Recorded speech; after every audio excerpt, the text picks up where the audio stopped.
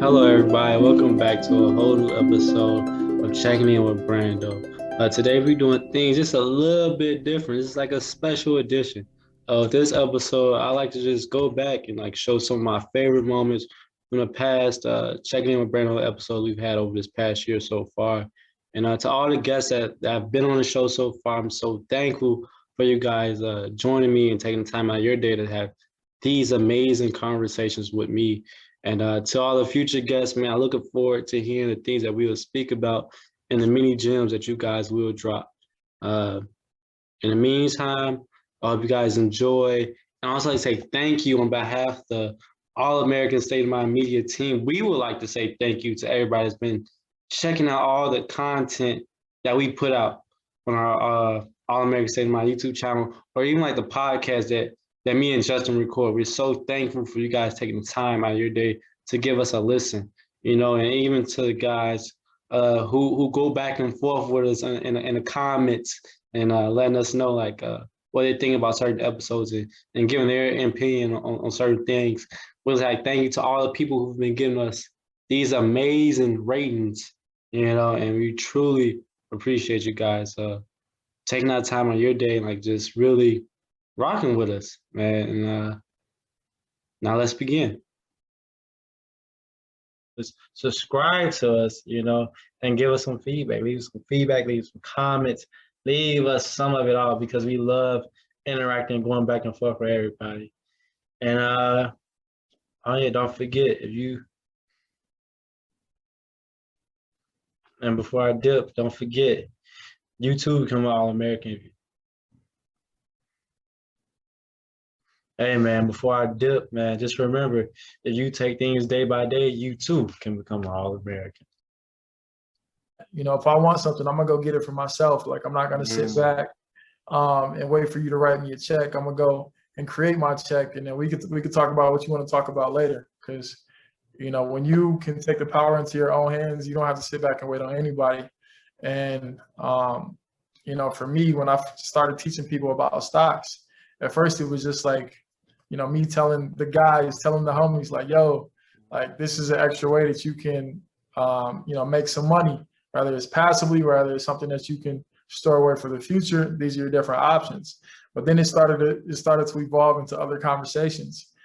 As the pandemic hit, many people lost their jobs. I had, close friends who were business owners who's, worked in the nightlife industry and their clubs were completely shut down. Ooh. So, when your livelihood is predicated on having tons and tons of people in one centralized space, that doesn't really work well in a pandemic economy. So, Yeah. To be able to help some of my friends, stay afloat, support their families off of the things I was able to teach them as far as making money in the stock market, that was gratifying for me to be able to, one of my aunts, she reached out to me and, she was saying like, hey nephew, I see you're doing really great in the stock market. I want to have a conversation with you about how I can become more proficient in growing my money, because even though, I am now at the age of retirement, I don't necessarily have retirement money. So, you spend your life, 25 years, 30 years down the line, and now all of a sudden you realize you don't want to be working until you're 80, you don't want to be working until you're 90. So that light switch has to go off in somewhere in some capacity. So again, the dialogue started with me and it was cool, to learn how to make money for myself. But I realized very, very soon on that it was much bigger than me. Man, that's amazing. And I like when you said you don't like things to be given to you, like having to work for it. And I feel like when somebody has to work for something, like they appreciate it even more, you know? Yeah. I mean, kind of like the old adage goes, it's if you don't pay, you don't pay attention. So rather that's I like that. I like that one. Yeah. Yeah, man. So, rather it's, something educational based, rather it's something, financial based, like, nobody is going to put as much attention into getting a free ride. So, I just want to make sure that, I paid my dues here, and I set the correct expectations for anybody that decides to walk this path of, hey, you can make a lot of money in a short amount of time. You can make a lot of money over the course of a long time, but at the end of the day, you're gonna have to pay your dues, just like the rest of us. So Yeah. What where did you get the mindset of knowing like having to put in that work, put in the time, put in that grind? um I think my first level of exposure to kind of true businessmen and businesswomen, when I was, I want to say 19 or 20 years old, one of my friends tried to recruit me into a network marketing company. And, I feel typically, over the course of your life, somebody has called you and said, hey, you trying to get this money, or you trying to make millions of Yeah. dollars, et cetera, et cetera. Yeah. You end up in a meeting in a hotel, blase, blase. I mean, for some people it works. I've got friends who have made $1 million in direct sales. For me, I end up getting $1 million worth of game from being in direct sales, and attributing that to different spaces of my career.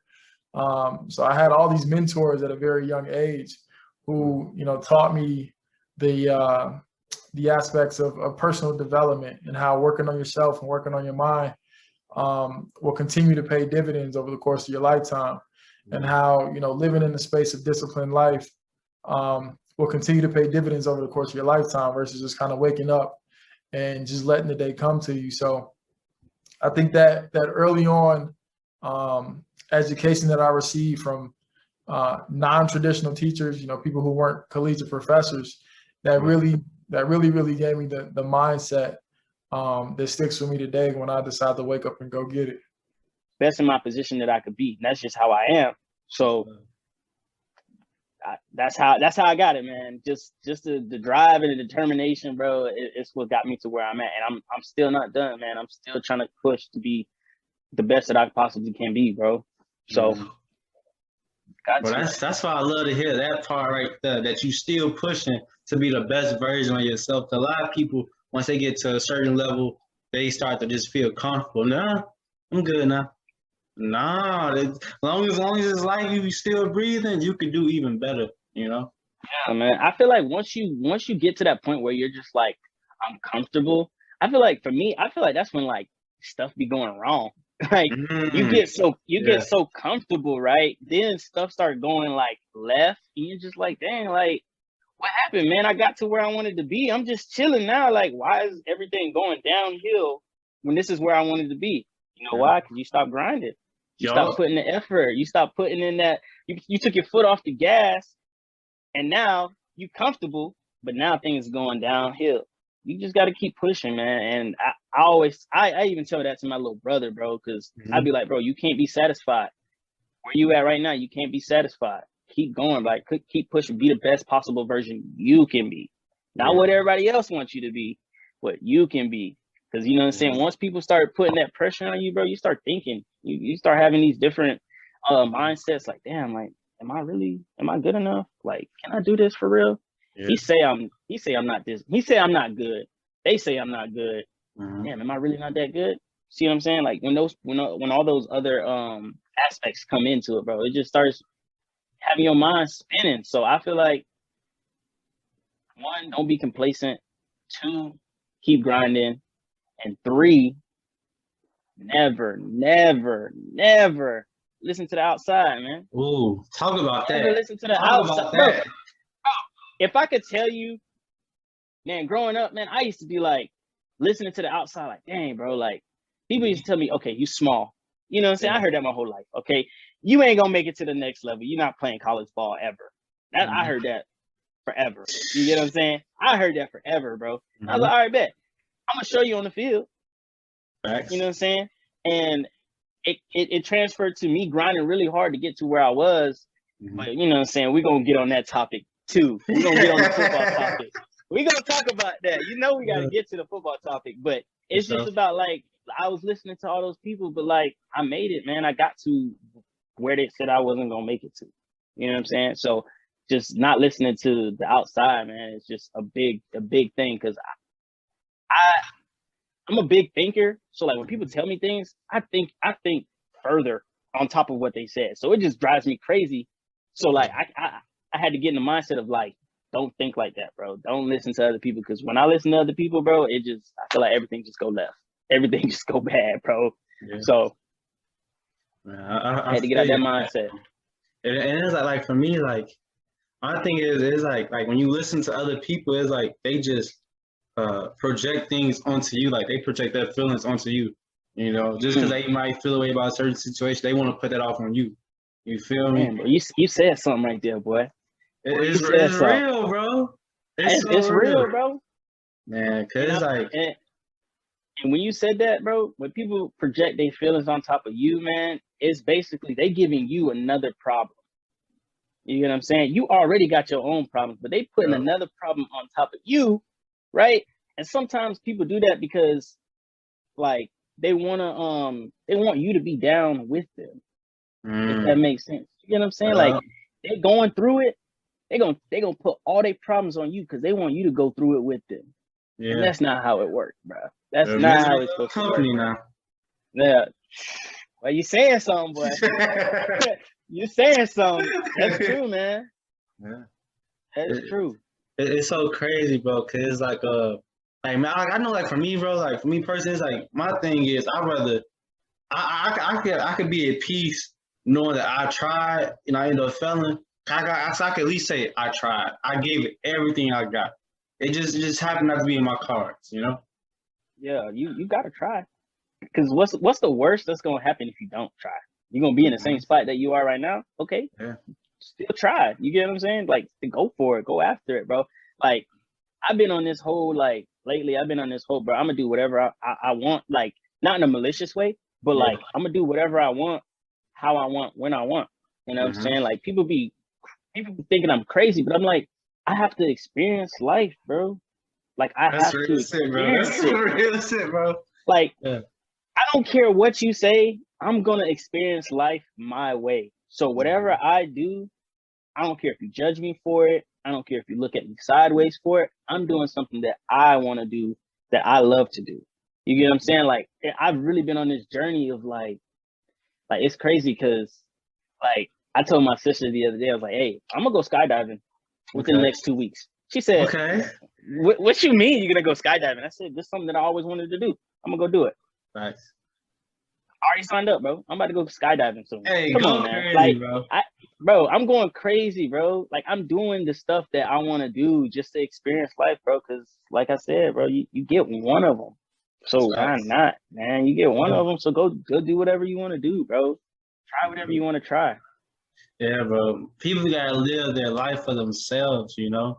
Cause like I just got to that point, so I'm just like, bro, what do I want to do? I was just gonna do it, you know? And it's like, bro, I just been like investing into myself, bro. Like, mental health, my physical health, all that, you know? Cause it's like, bro, like I gotta lock in on me. I haven't really done that before. So it's like we too young to be like, we don't get no kids. We don't get no party. Like, come on now. Come on now. This is the perfect time for us to do whatever we want, man. You know what I'm saying? We got no kids. We like, I don't know your relationship status, but you know what I'm saying? I ain't gonna ask, you know what I'm saying? But I know your relationship status, but you know what I'm saying? I'm just chilling. You feel me? I'm doing the things that is gonna improve my life. It's gonna make me a better person. Cause then in the end, if I, when I do, start getting into, relationships and stuff like that, I could be a better partner to my partner. You get what I'm saying? I'm learning that, man, because you got to work on yourself. There's a lot of things you got to work. There's a lot of things, like, people think they good. People be like, oh man, if I was to get in a relationship right now, I'm good. They get into a relationship 3 months later, they single.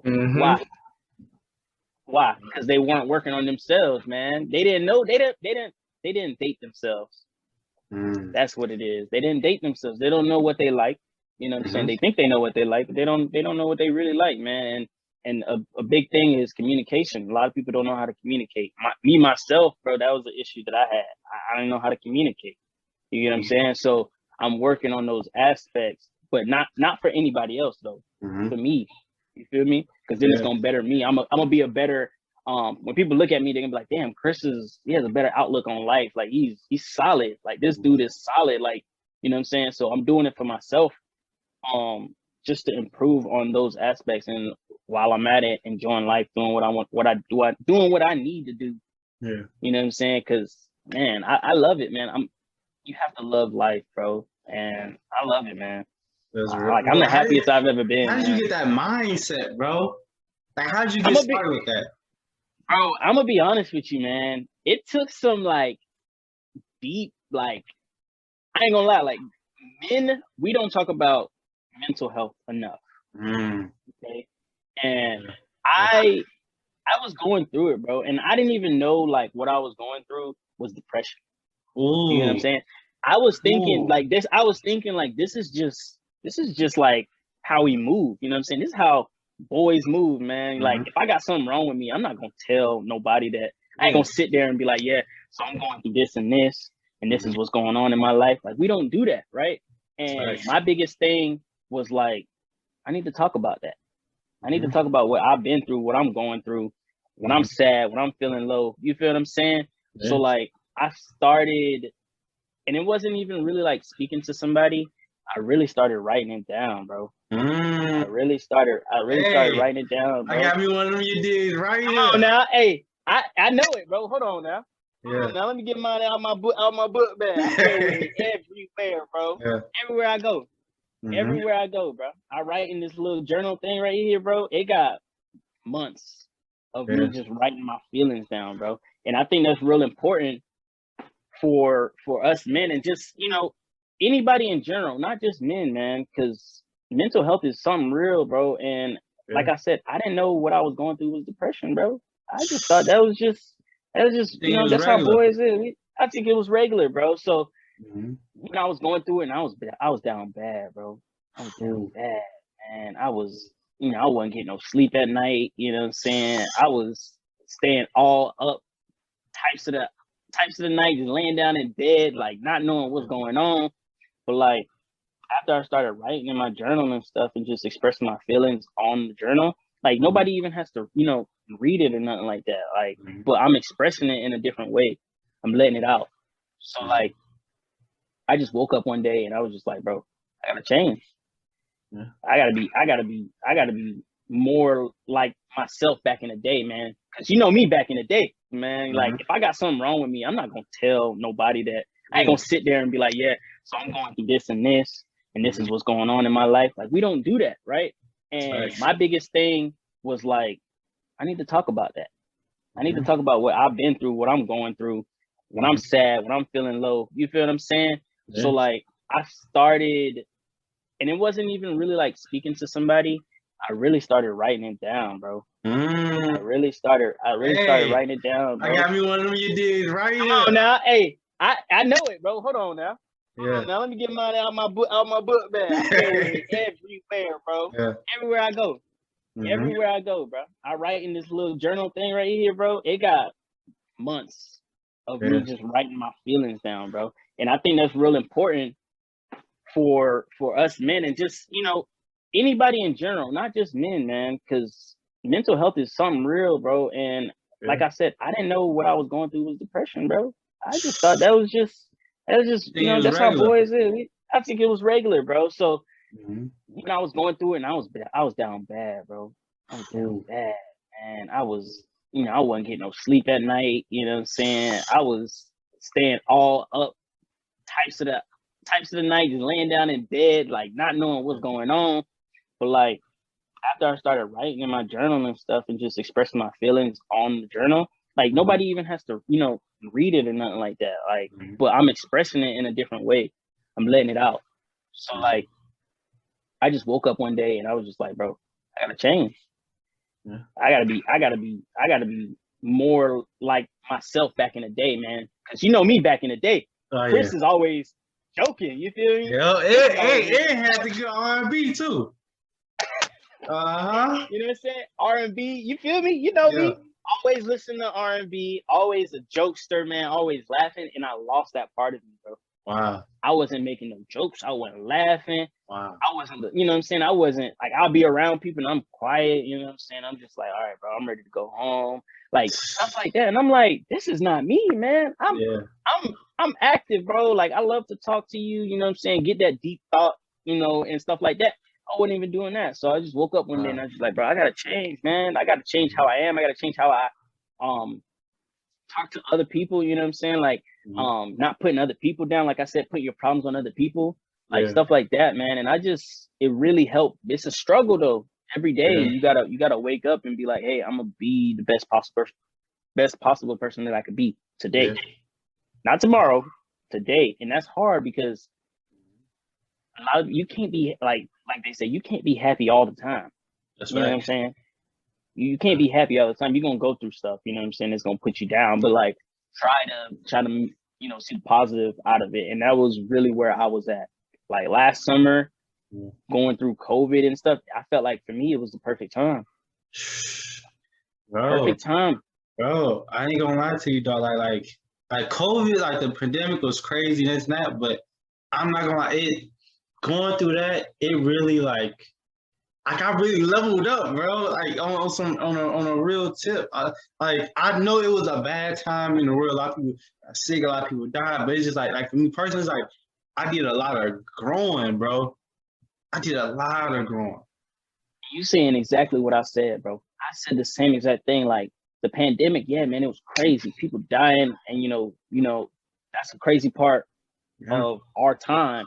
But like, I really, really felt like it was a moment for me to really sit down and be like, Chris, who are you for real?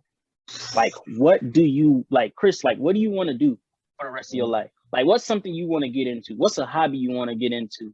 So like during the pandemic, bro, I went back to my roots, bro. I started reading books like I used to in elementary school, bro. So everywhere I go, I keep a book on me, bro. Like I got a book on me right now. Come on now. I got a book on me right now. Okay. I really went back to my roots and started reading, bro. And I felt like that was a big thing because like it helped me grow in a sense, as well as kind of piqued my interest in a lot of different things, man. Like poetry, you know what I'm saying? Romance, finances, you know what I mean? All those things I was able to read up on and learn about in just a short period of time, man. And it didn't take much, man. It really didn't take much for me to just sit down and be like, focus on this right here. See what you can learn from this, man. And I feel like that time period for everyone, because I hear a lot of people saying, man, they said that during that pandemic time, they really grew. They learned about themselves a lot. Bro, like it's funny to hear you talk about you been reading, bro, because like that's like the same you did I've been on, bro. Like I get like Google Books, you know, I got still got the end, I still got the Galaxy. I ain't gonna lie to you. I ain't gonna lie to you. Oh no, man. No. I still got that joint, bro. Hey, Bobby on Google Books with it, you feel me? Reading some of everything, bro. As long as you getting it in, bro, that's all that matters, man. That's all that matters. Like, dog, I even got a couple of poetry books in here I started doing. I'm like, oh, okay, these joints smooth. Yeah. And it's like, poetry, bro, getting into that poetry, different. Bro, it's so relaxing, bro. Cause it's like it's just like you know, like good music, right? Like you hear the sounds, but with the words, like it's just like damn, like he really just compared this to that, and it's like, damn, I can really relate to it though in a real way. Facts, bro. Because like when I listen to music, like any type of music, I really like R&B. So like anytime I listen to R&B, the first thing I do is I pull up the lyrics, man. I pull up the lyrics and I read the lyrics as the song is going to like really see what they saying. Cause like back in the day, I used to be a beat person. I used to just be like, okay, cool, this beat is nice. I like the beat. I'm not even listening to what they saying. I'm just listening to the beat. I'm like, okay, this is cool. When you tap into the lyric side, bro, and you really understand what they saying, you get a new appreciation. You got a new appreciation for it, bro. And I love R&B because of that. I love R&B because of that, man, because it's not just about sexuality and stuff like that, bro. It's about deep connections and thoughts, stuff like that, man. Stuff that we actually love and enjoy, man. So I love listening to music where I can literally like follow along with the lyrics, man, because that's just beautiful, man. That's a beautiful aspect because music is poetry, man. Facts. It really is, bro. And it's like me, like I was the same way. Like when I was younger, it's like when I was younger, I'm hearing them, oh that joint thumping, oh that it's hard. Okay, cool, go crazy. But yeah, as I got older and I experienced some things, it's like, ooh, I can really relate to that one though. And it just made me, I gotta Right? lock in with the lyrics because I can relate to You it. gotta lock in with the lyrics, bro. Gotta lock in with the lyrics. That's really where the base of the music is. Yeah, you got your sounds and stuff, but the lyrics is what really brings out, you know what I'm saying, everything. It puts it all together too. So I love that, man. I love that aspect. And I love to hear you reading, bro. That's another thing that I love, man. Just reading. It's bro. And it's like, bro, like for me personally, I read at night. Like when I'm laying down, like before I turn on TV, this and that. Usually, also, I usually have my TV on mute, but I keep like the TV on just so I can see better, you know. So I just be reading, and then I'm like, oh shit, and it's like shit. I read into the point where I'm like, oh shit, I'm starting to. When I get to the point, I'm like, I'm starting to fight to sleep. I'm fighting to sleep. All right, yeah, me. I just wait until tomorrow. You feel me? Yeah. Me, I do the same thing, man. I'll read at night, but with me, I throw on some like jazz, some like slow jazz, you know what I'm saying? Light a candle, you know what I'm saying? Okay. You know what I'm saying? Just to get, set the mood right. But like that's really what I do, bro. Just throw on a little bit of jazz, you know what I'm saying? And then I read. And it doesn't distract me. I think it really like mellows me out. So like I really like that, man. That's what I really like about reading, bro. It's like I feel like it's like you become more connected to the universe in a way. You become connected to all these different people that has lived life. You see like through all these years, all these lifetimes, and you ain't got to go through half the stuff they went through because you're reading a book right there. You know? Exactly. They put it's free game, man. It's free game because they went through something, right? Yeah. Now they're explaining to you how they made it out, man, so that you don't make that same mistake. And that's just how life works, man. Yeah. You learn from the older generation because they know something. Yeah, that's real. And that's for us. It's gonna be the same thing, man. We're gonna grow old, and then we're gonna be giving gems to the younger generation, man. We're gonna tell them how we came up, what we did wrong, what we did right, how to go about this, and if they want to take it and expunge on that a little bit more, then they have the opportunity to. But at least you giving them an insight, you know what I'm saying, from your perspective. Bro, that's another reason why I started journaling, bro. It's like once I get a certain age, I can really like say I have like kids or something in the future. I can just give them this, like, cause I know like they may go through a rough point or a rough patch, and they might need a little encouragement, this and that. Cause I know I wouldn't always be there for them, in the physical realm, this and that. And it's like, shit, at least they got my words and my thoughts, so they can know how to navigate through life troubles and this and that.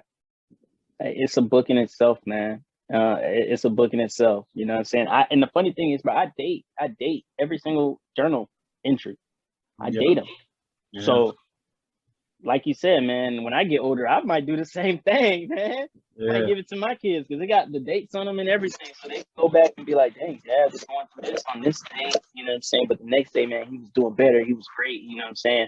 Like stuff like that, man. So that's a good idea, bro. I ain't never think of that. That's a great idea. Real feel, bro. And it's like even like back with you, like when you're talking about mental health, bro, like I know like my junior year, bro, like my anxiety, bro, and PTSD, that joint was crazy, bro. Like I used to like wake up in the middle of the night, cold sweats. Sometimes I'll wake up screaming and this and that, bro. Like it was tough, bro. That's crazy. That's crazy that you say that because I honestly I never told anybody this, but we were Brando, so I'm like, I'm gonna spill the beans. But I had a I don't know if it was an anxiety attack or like a panic attack, bro, for the first time in my life, bro. I swear I thought I was about to die. I thought I was gonna die, bro. And the thing is, I couldn't even really put my finger on really what was causing it at the time. But at that time, I wasn't getting a lot of sleep. You know what I'm saying? I was working overnight. I wasn't getting a lot of sleep. My days were thrown off, man. I wasn't eating right. You know what I'm saying? And I just woke up out of my sleep and I just couldn't breathe, bro. I'm like hyperventilating. I can't breathe. I'm thinking about to die, bro. And that's when I really was like taking in my mental health into consideration because I was like, man, I can't wake up like this, man. I can't keep waking up out my sleep, scared to death, almost. You know what I'm saying? Like feel out of love with football in a way, Hey, I'm right there with you, man. I'm right there with you. But mine was earlier. I ain't gonna lie, mine was earlier. But I started thinking, bro, like it's football is a game of most people. I broke it down into two different categories. You know what I'm saying? It's for the football is on one side you got the guys that this literally is all they have. Mm-hmm. Football is their life. It's the only way out, right? Mm-hmm. Then you got the other guys on the other side that's just there to have fun, man. Mm-hmm. You know what I'm saying? And I was on the side of, dang, football is all I got. You know what I'm saying? At one point in my life, I said, football is all I got. Mm-hmm. But then I started getting to that other side, man. I was like, man, I'm just doing this for fun because I'm not going to do football for the rest of my life. Right. I'm in college. I'm getting an education, right? Mm-hmm. I'm here for a reason to get my education too, right? So I'm going to do something with my education. Football is not going to last. I gotta make sure that I'm, settled in correctly. Mm-hmm. Because football can be taken from you in an instant, man. It takes one injury, you're done. Then you're going to be looking back like, dang, what I got to fall back on? I wasn't really looking like, okay, what do I have to fall back on? I was like, let me look, what can I fall into? You get what I'm saying? Okay. Like, what can I fall into? And that's where I fell in love with like medicine, bro. And like, I love the medical side of sports. Yeah. So I still have that love for football, but I'm on a different side of it now. I want to be on a different side of it. Still love the game, but once I'm on this other side, I know I'm gonna be able to take off. I'm gonna be able to go. I'm gonna be able to climb mountains, bro. I'm moving up. You know what I'm saying? Football, you get it's what little league, junior high, high school, college, NFL. That's it. True. You know what I'm saying? After you get to the NFL, man, if you part of that 1% and you making all that money, good for you. But the other 99%, you better have something. You better have a degree. You better have something else because once it's taken away, ain't nothing else, bro. So I wouldn't say I felt, out of love with the game. I just was kind of thinking like on a different level. I was just like, man, I gotta take my education a little bit serious because I'm not gonna lie, freshman year I wasn't doing good, man. Mm-hmm. Same. My grades wasn't man, my grades wasn't looking good, bro. Yeah. And it's because I was just like, man, I gotta get on the field, bro. I'm focused. I just want to play. That's it. Yo, I was really thinking the same. Bro, I was just like, bro, all I want to do is get on the field, bro. So my freshman year, I didn't take my grades as that serious, bro. I just want to get on the field, coach. That's it. For real, that was so real, bro. I know you feel me too, bro. Mm-hmm. I know you feel me, bro. I was not taking class serious at all. It was just football, and that was all that was on my mind, bro. Hey, that's real shit, bro. I was like, bro, just give me a little thing, just a little. That's it. All I needed was a little, bro. But I started thinking about it. I was like, man, I can't do this forever, man. I can't do this for the rest of my life. And I was already hurting, bro. Yeah. I was feeling the effects of injuries already, man. My ankles was already getting bad, man. I had a bad hip, man. Football was taking everything out of me, man. That's because it's like, bro, it's like it's not just playing the game, it's the training you have to do, in order to be able to produce. You feel me? So it's like it's so much time and hard work, so much sweat and blood you gotta put into it just to be like, okay, I feel comfortable now. Just to get comfortable. Do you remember our schedule, bro? We was waking up 5, 6 o'clock in the morning. Mm-hmm. Workouts. Yeah. After workouts, we was going to class, right? Mm-hmm. After class, you either went to study hall. You remember study hall? We had to go to study hall. After study hall, we was either back in the weight room or we had practice on the field.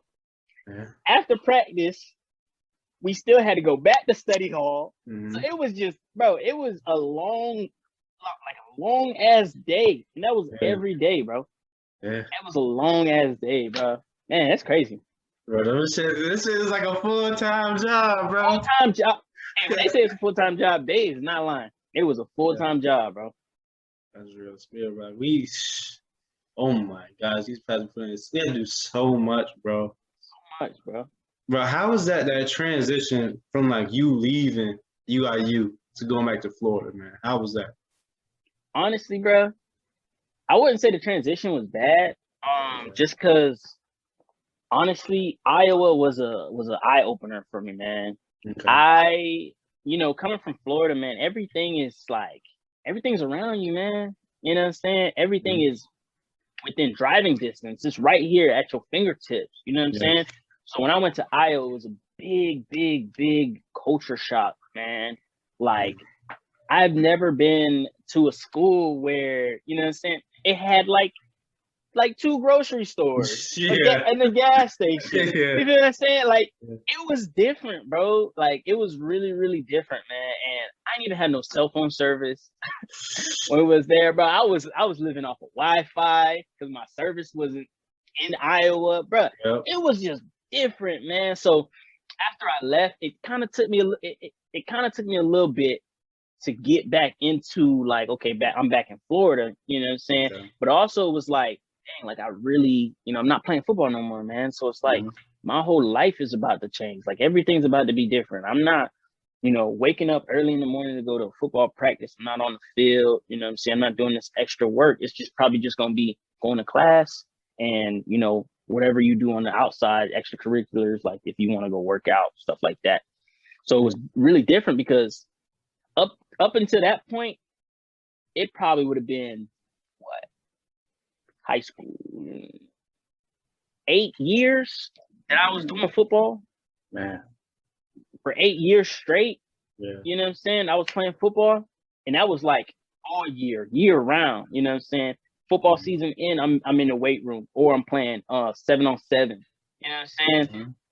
I'm going to football camp. So 8 years, man, of strictly football, and then you go from strictly football to none at all. Big difference, bro. I feel like, honestly, I probably got a little bit depressed after that too, because I was like, dang, like, I'm not playing football no more, but I'm doing it for the right reasons. You know what I'm saying? That's one thing that I had to remind myself. I'm doing it for the right reasons, man. And I did, man, because ended up graduated with good grades. Okay. You know what I'm saying? Okay. I focused on my my grades a little bit more, man. Not even a little bit more, a lot more, man. And I excelled. I'm not gonna lie, man. I excelled in everything. I like to hear that. I excelled, bro. I was shocked at my own self at how, like, focused I was. And like it was to the point where I was working too, bro. I started working. I was working full time. Yeah. I would wake up in the morning, bro. I'll go to class at like 8 a.m. and then I'd work from like 10 to 7. As soon as I got off work, I go straight back to the school, go to the library, do my homework till like 1 a.m.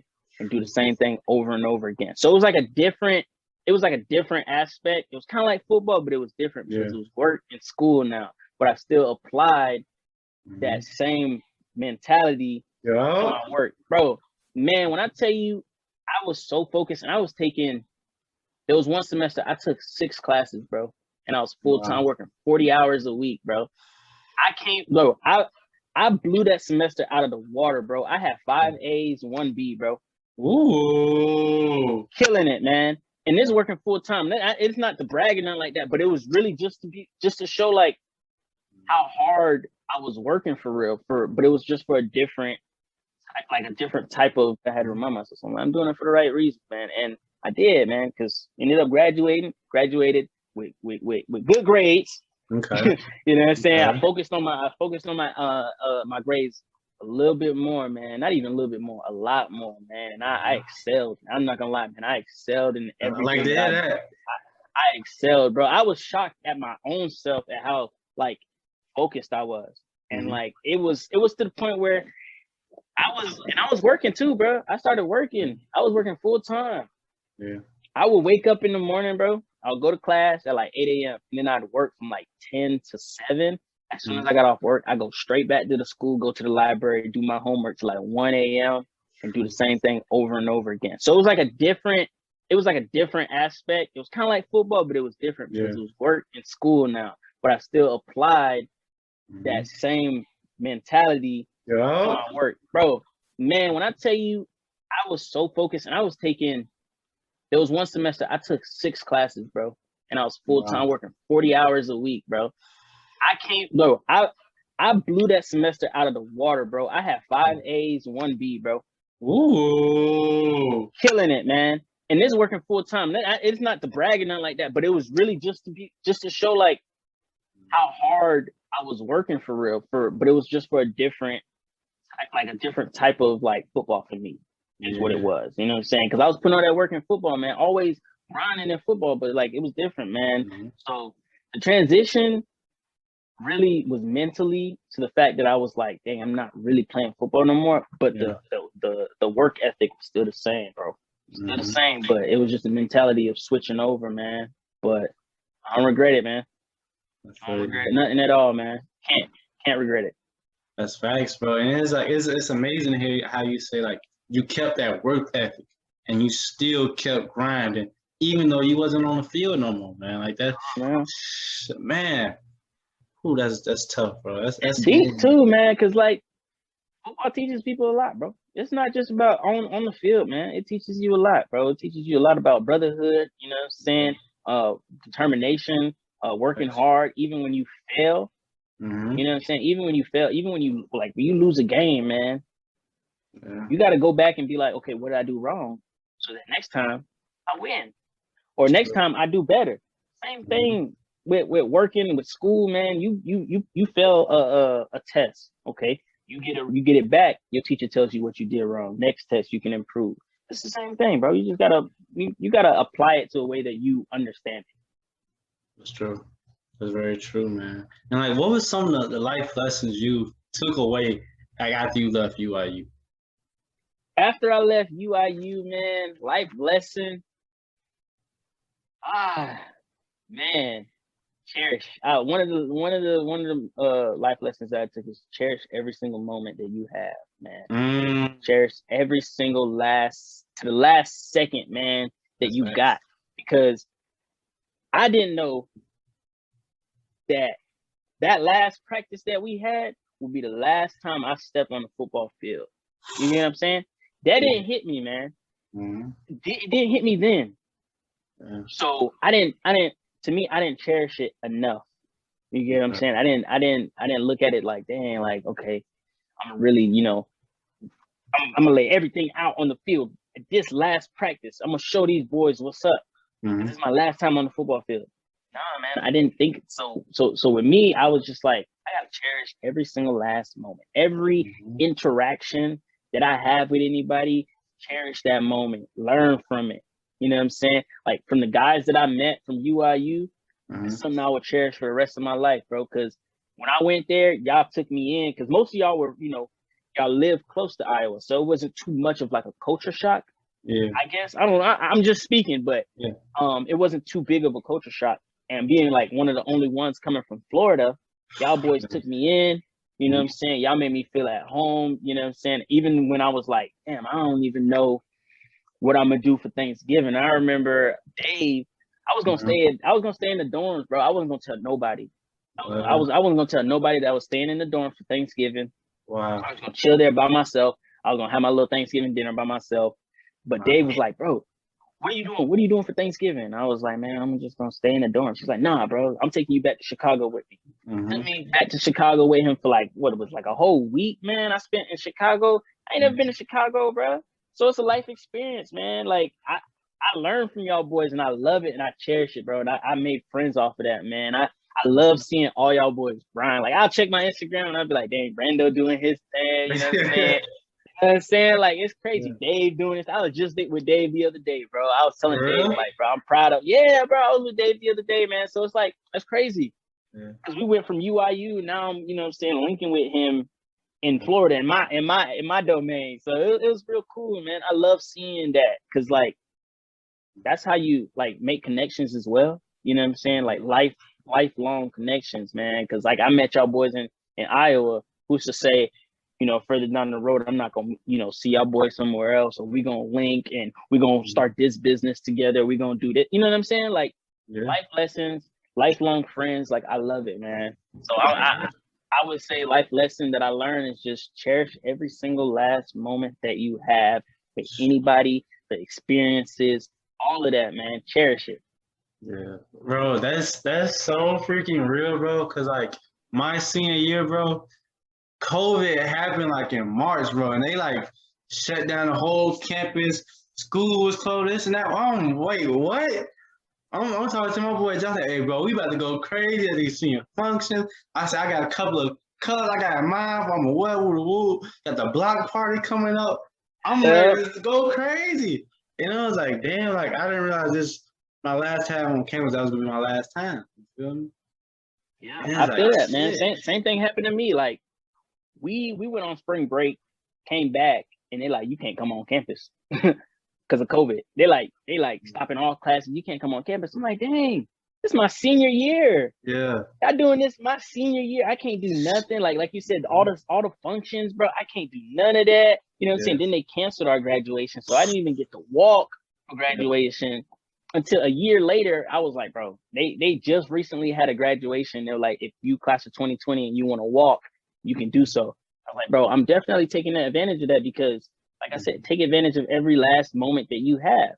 My parents didn't get to see me walk down the stage, but they giving me an opportunity to walk across the stage. Yeah. I'm taking this opportunity and I'm gonna walk in front of my parents. That was a goal of mine. I don't care if I was walking with class of 2021, class of 2022. I'm walking, bro, because my parents got to see this. This is a lifelong accomplishment, bro. I have to do this, man. So it's crazy. Like I said, cherish it, man. I cherish it. I'm glad I did it, bro.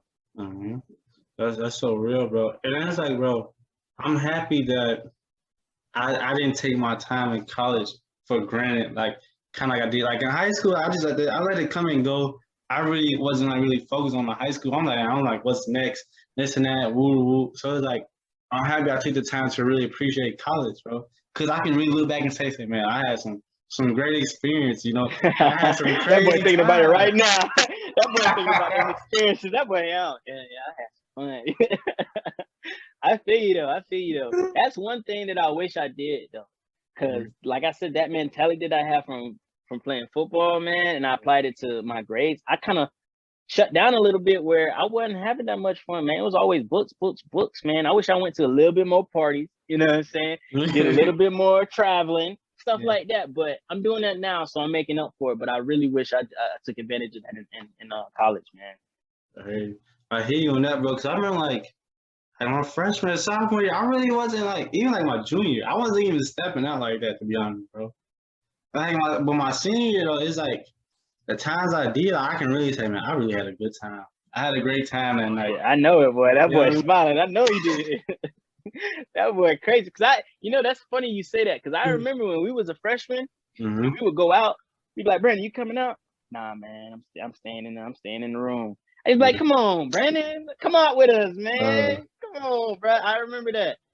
I'm glad to hear you say that, bro. I'm glad to hear you say you had some fun, man, and you was going out and stuff, bro. That's what it's all about, having fun. Like my freshman year, like our freshman year, bro, I was like, let me go hit a dorm and let me go to the gym real quick.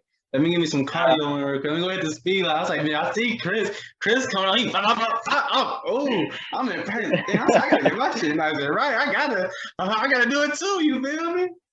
Come on now, boy. Your shit was already right. Come on now, stop playing with him. Stop playing with him, man. Don't let me pull up the film now. I'll pull up the film for these guys. Come on now. Oh yeah, but it's like, bro, like seeing you do what y'all like, man, I gotta keep on getting better. You feel me? But it's like I'm happy. You gotta have fun at the same time, man. Facts. That is very true. That's why like I'm happy. Like especially like my senior. I can really say, man, I enjoyed it. You feel me? Like I had me some.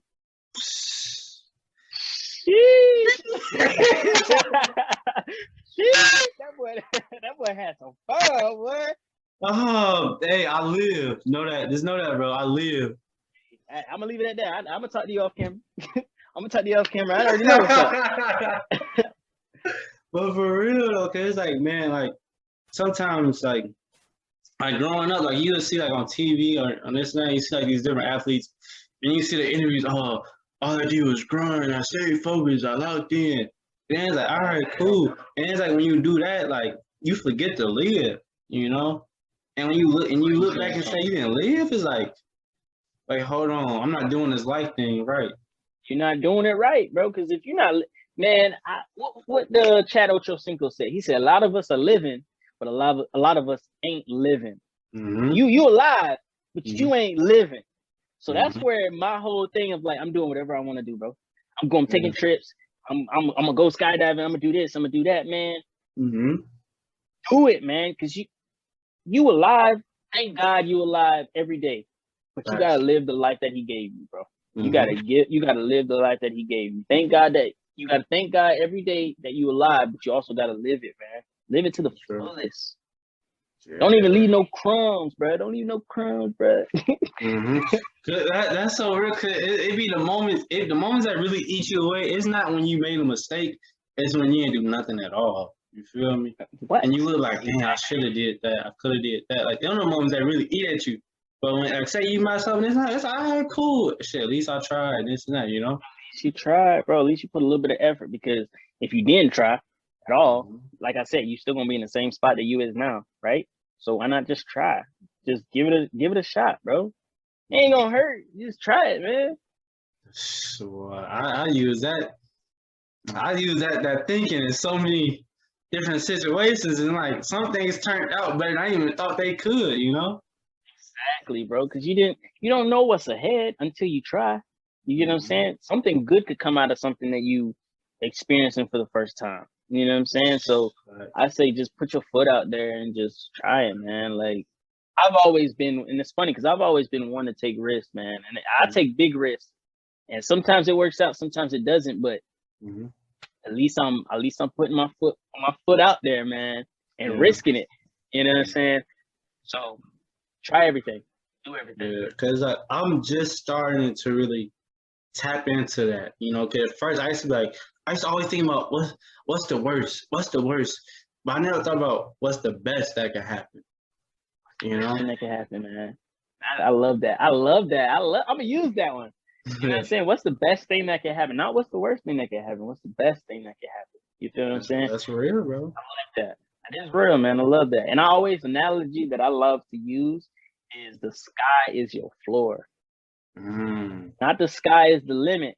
Because I always hear they say the sky is the limit. The sky is your floor. Dive deep into that, because that really just hit me, bro. That just hit me. Dive deep into that one, man. You got to think about that. The sky is your floor. That means when you get to the sky, you at the bottom level. There's still some climbing to do. You know what I'm saying? So anybody that says the sky is the limit, man, the sky is your floor, bro. Keep pushing, keep going, man. Because there's nothing that you can't do, man. There's nothing. Honestly, there's nothing that nobody can't do, bro. Because like when you first started playing football, you probably wasn't the best football player. I wasn't the best football player, right? That's facts. You had to work on it, right? You had to work to become the best player that you possibly could be. You doing things you never thought you could do. One-handed catches, juking people out, breaking ankles, but you didn't think you could do that. You know what I'm saying? So what's saying you can't be a millionaire or a billionaire? What's stopping you from starting your own business? Yeah. You know what I'm saying? Or furthering your education. You know what I'm saying? Stuff like that, man. You gotta drive. You gotta push. You gotta keep going. Sky is your floor, man. I live by that. Sky is your floor. I'm gonna start saying that one, man. Yeah, man. I tell my little brother that all the time, bro. The sky is your floor, because like I'm in the best position that I can be in right now, where I can motivate my little brother and just push him. Yeah. You know what I'm saying, just to be the best possible person he could be. Yeah. And when I was growing up, I didn't really have like a mentor or nothing like that. You know what I'm saying? Like my pops was always working and stuff. So he wasn't really like, it's not like he couldn't be there, but you know what I'm saying, providing for the family, which is understood. You feel what I'm saying? But I'm in the best possible position that I could be right now, where I can encourage my little brother. I could be there for him. I could tell him, hey, like, this is what you're doing right. This is what you're doing wrong. You know what I'm saying? And when he makes it out, I want him to be the best possible person he could be early on. I don't want him to have to go through that depression, you know what I'm saying, that looking back like, dang, man, I'm not enough or nothing like that. Like, I want him to live carefree and just whatever he puts his mind to, I got it. I'm gonna attain it. So I'm in the best possible position where I can encourage him, and I love it, man. I really do, man. I love seeing him. I love seeing him do what he loves to do, bro. It's amazing. Yeah. Dog, I remember how you used to talk about him on campus, bro. You feel me? I Yeah, remember you man. used to tell me, man, I used to be in God, the backyard with my little brother. That's how I got my feet right. I was like, bro, that's how'd you get that's right how I like got it right, bro. Juking him out, bro. that? Juking him out in the backyard. That was it, man. Throwing the ball with him, even though like when he was younger, he couldn't really catch the ball, but you know what I'm Yeah. saying, just out there just throwing the ball with him, man, just getting him right. Now he's about to be a junior in high school, and he's you Wow. know big. You know what I'm saying, playing all these sports and stuff like that, and he's trying to take football serious. So I'm like, if you Hey, man. Oh yeah, bro. Yeah, that man, it's been perfect, man. It's bro. When I tell you, bro, it's like it's the mecca for black people, bro. Like I ain't never been nowhere like where everybody's hustling, bro. Like everybody is people with mobile car washes. It's people with just so many different things, man. It just upgraded my hustle, man. So since I've been here, bro, it's been everything just been moving real good, bro. So man, I've been loving it here, bro. Man, that's dope, man. What made you want to be like, hey, I'm gonna move from Milwaukee and I'm going to the A? What made you do that, man? Made me do that, man. Man, just my ambition, really, man. Just Mhm. in my life, man, I always been a person, I always had to just do it. I don't have brothers, I ain't got sisters, so I ain't never had like somebody like take me under their wing or, that kind of thing. So I just always been like, this is what I want to do, make a plan out and do it. And man, it's it's been a journey, bro, but I can't complain, man. I'm loving it here, man, and just making that change, man. It was just, you know, just really me just being ambitious, man. That's all, man. Really. Man, that's so amazing, bro. Cause I can remember ever since I first met you, bro, at UIU. You said you said he's gonna start hooping this and that. My boy, he get the hooping, he get the training. I see him in the rec. You feel me? Shit, by the end of the school year, he was damn near dunking. I'm 5'10". I can't even do that. And it really shows like how your work ethic has always allowed you to elevate in some type of way. Mm-hmm. Oh, so like, what's some of the life lessons you've learned so far since you've been in the A? Life lessons I learned since being in the A. Man, always stay guarded, man. Well, not guarded in a way, but always stay on point. I should say, man. Always stay on point. Always keep at it. Don't get comfortable.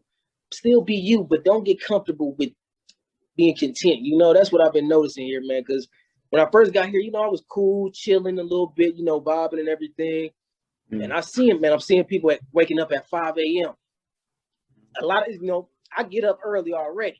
And I'm seeing everybody out here, man, they're working, their work ethic, they just so consistent and everybody's just on the move or on the go. And I'm kind of adapting to that lifestyle, man. So it's been real nice, man. That's been pretty much it with that, man. Well, that's dope, man.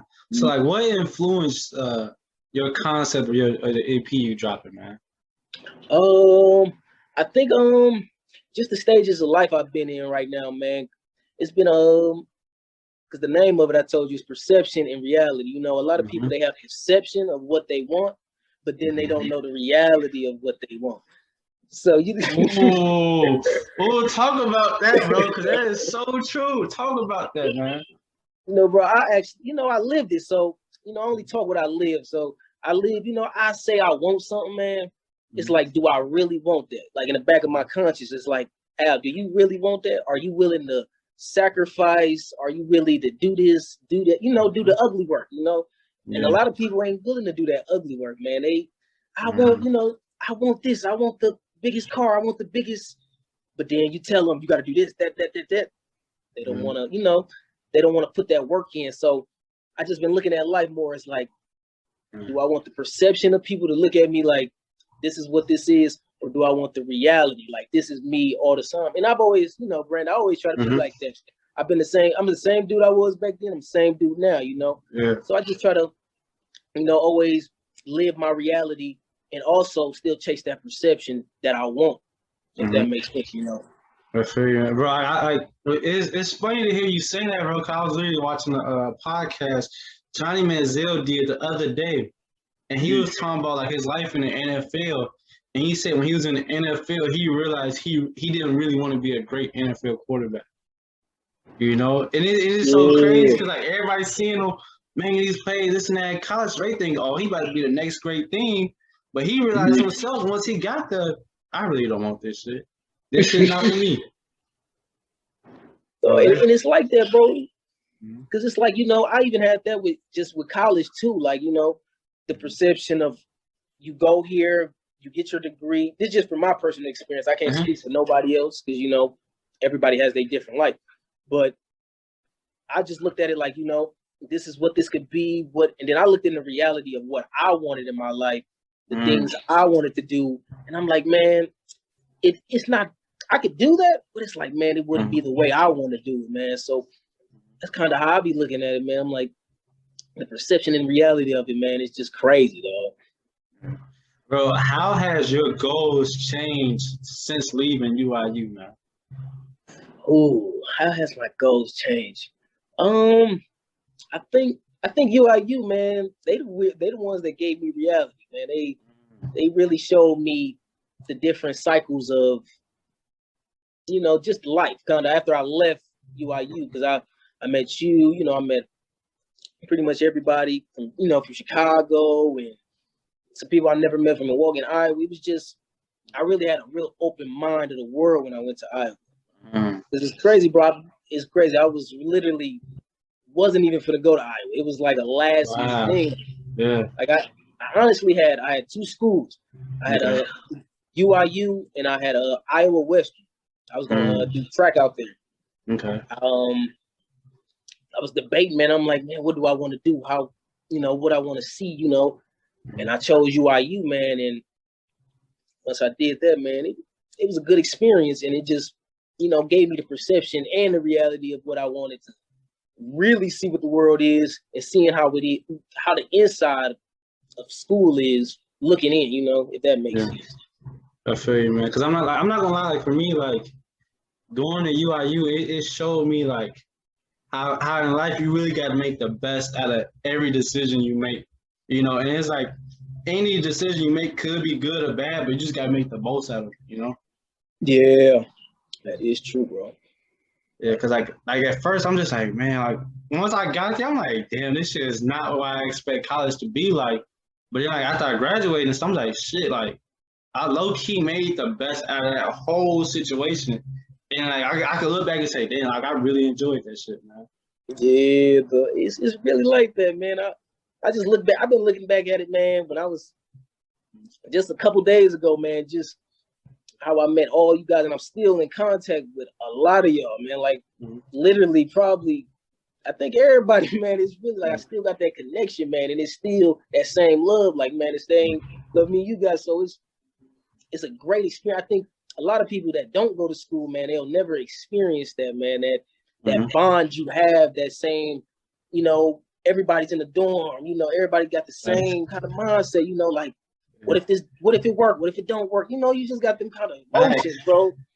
So it's been pretty good, man. And I'm really happy I went. I'm really happy, even though like my experience it was up and down, but I will never regret not going there, not meeting all the people, the teachers, everything, man. It impacted my life tremendously, man. Yeah, that's true, man. It's like a lot of people from abroad. I still like, for the most part, keep in contact in some type of way or form, you know. And it's like, I wouldn't have had those bonds and stuff if I would just stayed at the crib and went somewhere local, you know. Cause like me out there in Iowa, I was forced to grow like me, Kev, Quan, like we really don't know nobody else, so we were just forced to be like, all right, how we gonna navigate this shit, you know? Yeah, and bro, that's crazy because like I always said, I'm like, bro, I can't stay in Wisconsin. That's how I always been. I've never. I mean, I love Milwaukee, Wisconsin. I love my city, but I knew I'm like, man, if I stay here, man, I'm gonna be stagnant. I'm gonna get stagnant, and I'm gonna adapt to what I already knew, what I already lived, and then I don't want to grow. I just want to, man, forget all that. I want to be this, you know. I'm so used to accustomed to what I was in Milwaukee.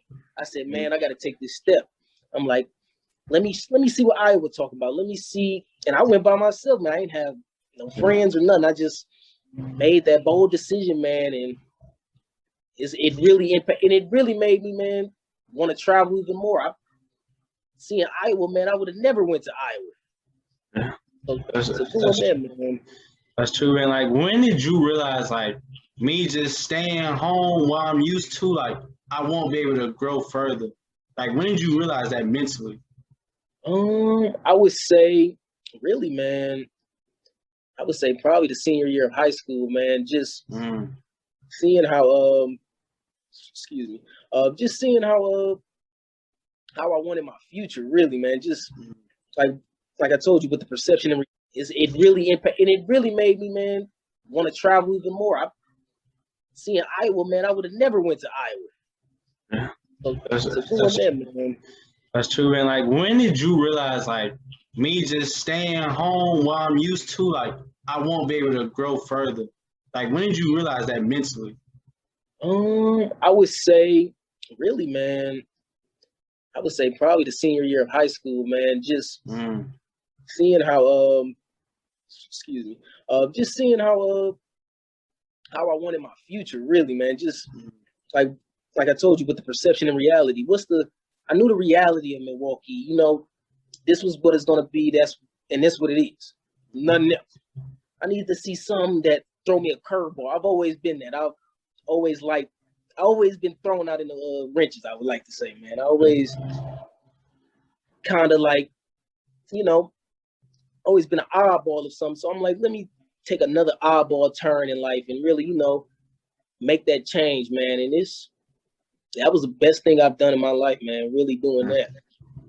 That's what's up, because a lot of people, they get so caught up and just get stuck in what they used to, and it's like, when you get that comfortable, there's no room for you to grow, And it's crazy, bro, because like I was the room to grow, like you're saying, like I was literally, I had everything planned out, man. I could have stayed in Milwaukee. I had a girl at the time. I had my life planned, I had my life planned out, but I'm like, no, life can't go like that. I'm like, it got to be more to it. It got to be, it has to be something more. And I've always chased that more. That's what keeps me going. That's what keeps me getting up every day, man. That more, that one, and just living. I just love to live, man. Just able to go outside, see trees. I'm that kind of dude. I've always just, if it ain't good, it can't be bad. That's how I've been. Man, I feel you. And like what you saying, like, you just want to live. Like, I feel like me living my life really inspires, like, everything else that I do. Like, it really inspires me. Like sometimes when I get to writing and stuff, I ain't saying I'm a rapper or nothing like that, but it's like just working on books and shit like that. It's like, first I'll go out and live a little bit so I can have some shit to, like, write about. First I reflect on it and then I write about it. And it's like, even like talking about stuff on the podcast, me and Justin, this and that, or like having guests on here, like, we talking about really shit, like shit that happens in the real, and it's like stuff you couldn't talk about it if you didn't live it. You're absolutely right, man. And that's the thing, man. A lot of people, they like to talk about things they have never done, they never even experienced. Yeah. And that'd be the bad thing with a lot of things. Like, people, they bash people that they don't know their backgrounds, they don't know their history. It's like, you don't know, you gotta get in the game to know how to play. That's just how it is. You can't tell that. Bro, that's so real, bro. I remember I was the other day I was talking to one of my boys and I was telling him, bro, like, you can't learn too much shit from watching on the sideline. Like, whatever you trying to do, whatever you trying to get into, just do it. And it's like, once you get to doing it, you're gonna pick up, like, all right, this is how I'm supposed to do. You're gonna learn some shit along the way, but the most important thing you can do, just start. Because you ain't gonna learn too much just on the sideline watching. Oh, somebody, damn, that shit look cool. Just go do it, And bro, it is crazy though. Like, I feel like I had that with music. Like, I would write music a lot. I always rap. It's crazy. Like, I've always freestyled, always just in my head, always. And I just was like, people always they're like, man, do it. Just do it. Don't, I always got I don't know, bro. Sometimes I just be overthinking a lot. Like I just be like, man, what if this don't work? What if that? Yeah. And as I grown older, bro, I just really like, man, just do it. Just yeah, I want the good, bad, and the ugly. If it come with it, it come with it. You know, that's how I've been, and that's how I've been living, man. I've been since I've turned 23, man. I'm just like, you can't lose. The only way you can lose in life, man, is when it's over. When it's all over, and that's the only way I've been thinking about. Like, man, I can't lose at this thing, man. It's made to win and lose, but you can't ultimately lose if that if that makes sense. A lot Bro, of people, man, they don't. love it. I love it, bro. I love the mindset, bro. Cause it's like, dog, like, man, like, bro, it's just so amazing, bro. Cause like it's really just that simple, bro. It goes back to like you just gotta make the best whatever like decision you make. You feel me? And it was like whatever comes from it comes from it. You know? Wow. Bro. Like when did you just start to become like serious about music?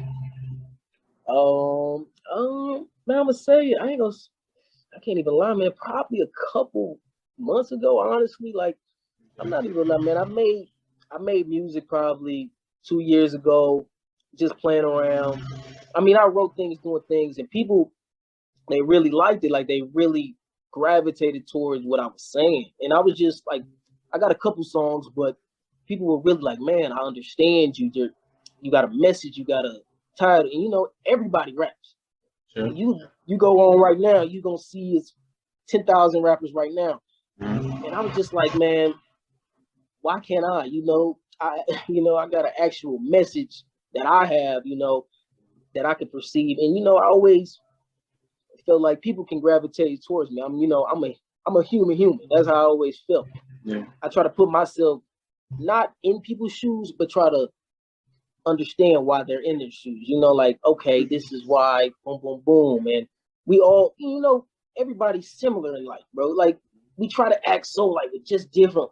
We all breathe, we all sneeze, we all wipe our ass, we all, Yeah, that's real, man.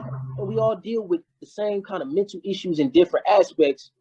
And I was just like, man, I can bottle this up, the things I'm thinking in my head. I can put this on some notes and really, and Brando, I can't even catch you, bro. It just comes to me naturally. Like I could literally hear a beat, man, and I could literally, it's like I don't, like it just comes down like that. Like I know the concept, I know, but it might not be perfect the first time, but I can hear a concept, I can hear what I want to, the sound of what I want to kind of give off and everything, man. So that's really it, man. I just been doing that for the last couple months, man. Just really taking it seriously now. Like I could really make something with it if I really put effort into it.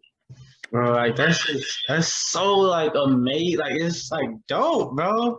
Cause like, bro, like when you been like, man, fuck it, I'm just gonna do it. It's just like it reminds me of me, like in a way, like with podcasts and stuff. It's like a lot of people have podcasts, but it's like for me, like as I've gotten older, like shit, probably like the last couple of years. So it's like whenever I get nervous, I just like fuck it, act on it, instead of just being like, damn, I wish I did that, I should have did that, I could have did that, Say fuck it, just go for it.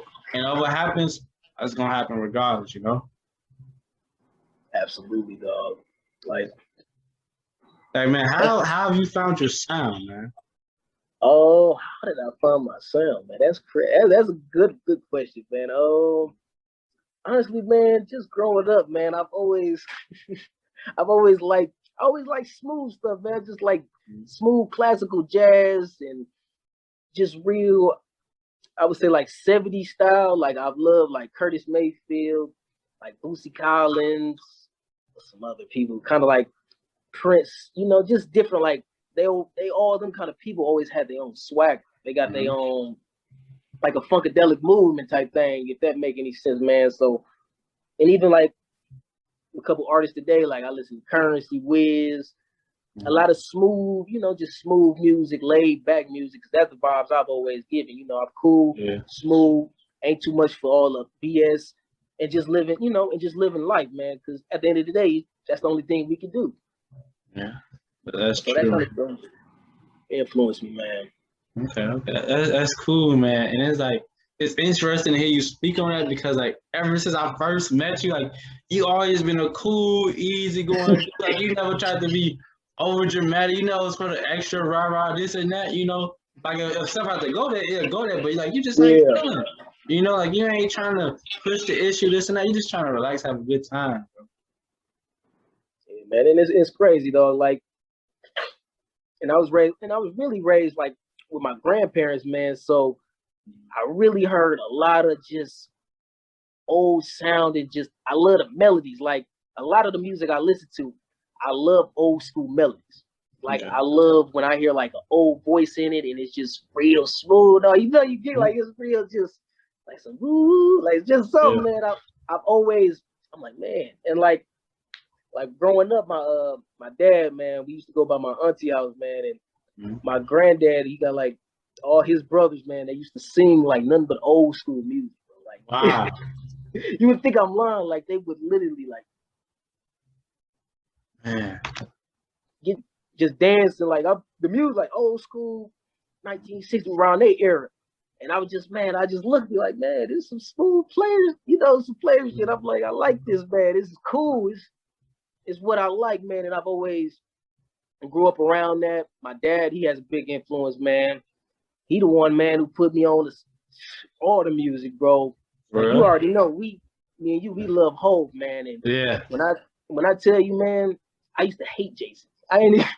Hey, I'm not gonna lie, it's weird, bro. I feel like everybody go through that phase because it's like when you young, like growing up, I hear everybody say, "Man, hold this and that." I was like, bro, like what he's saying, like it's like I'm just listening to music on the radio, so I'm not really understanding like him like talking like I don't know what does that even mean. Like I wasn't old enough to really.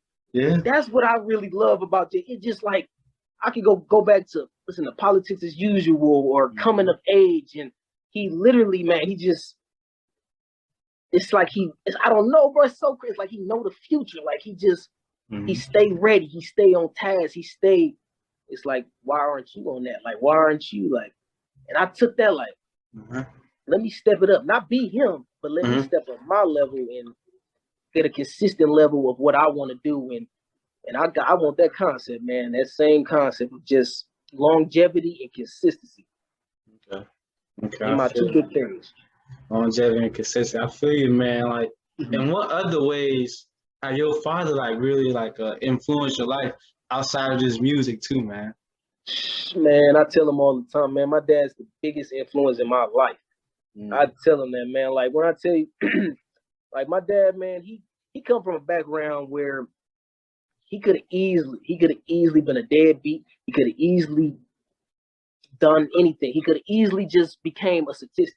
And I kind of feel that concept with me. I could have easily fell into cracks, and I done some crazy, man, some wild shit, just wild, but just the way he handles himself, the way you would never think he would come from where he comes from, the way he handles himself, and the way his friend, everybody around, like my dad, he come from the hood, like he really like come from that, but you would never think that, like he come his mom, like my grandmother, she passed away, probably a couple when I was real young, and like just the way he would handle things, like he would handle it just so strategic, man. I just admire, like he the only man I want to be like in this world, man. Like I tell him that all the time, like man, he really changed my aspect. Like I remember when I was young, he told me he was gonna quit his job. My dad, he was doing pest control. He was gonna quit his job and everything. He ended up quitting his job. It was, rough a little bit. Now my dad, he's one of the biggest pest controls workers in Milwaukee. He has his own business. He got a clientele. He consistently moving. And it's like I took that concept like, man, I could do it myself. I could become my own owner. I could become a boss. He a real life boss. And I just always admired. I couldn't even be who I am today if it wasn't for him. Man, that's so powerful to hear, bro. Just the influence, and like you see the way he moving and this and that. Because a lot of times Black fathers don't get the credit, like, oh, they all talk about, oh, like the dad's not at home, this and that. He out here doing this and that, with this amount of women, but like to hear like the positive impact your father has had on you and how that has pushed you forward in life, man, that's amazing.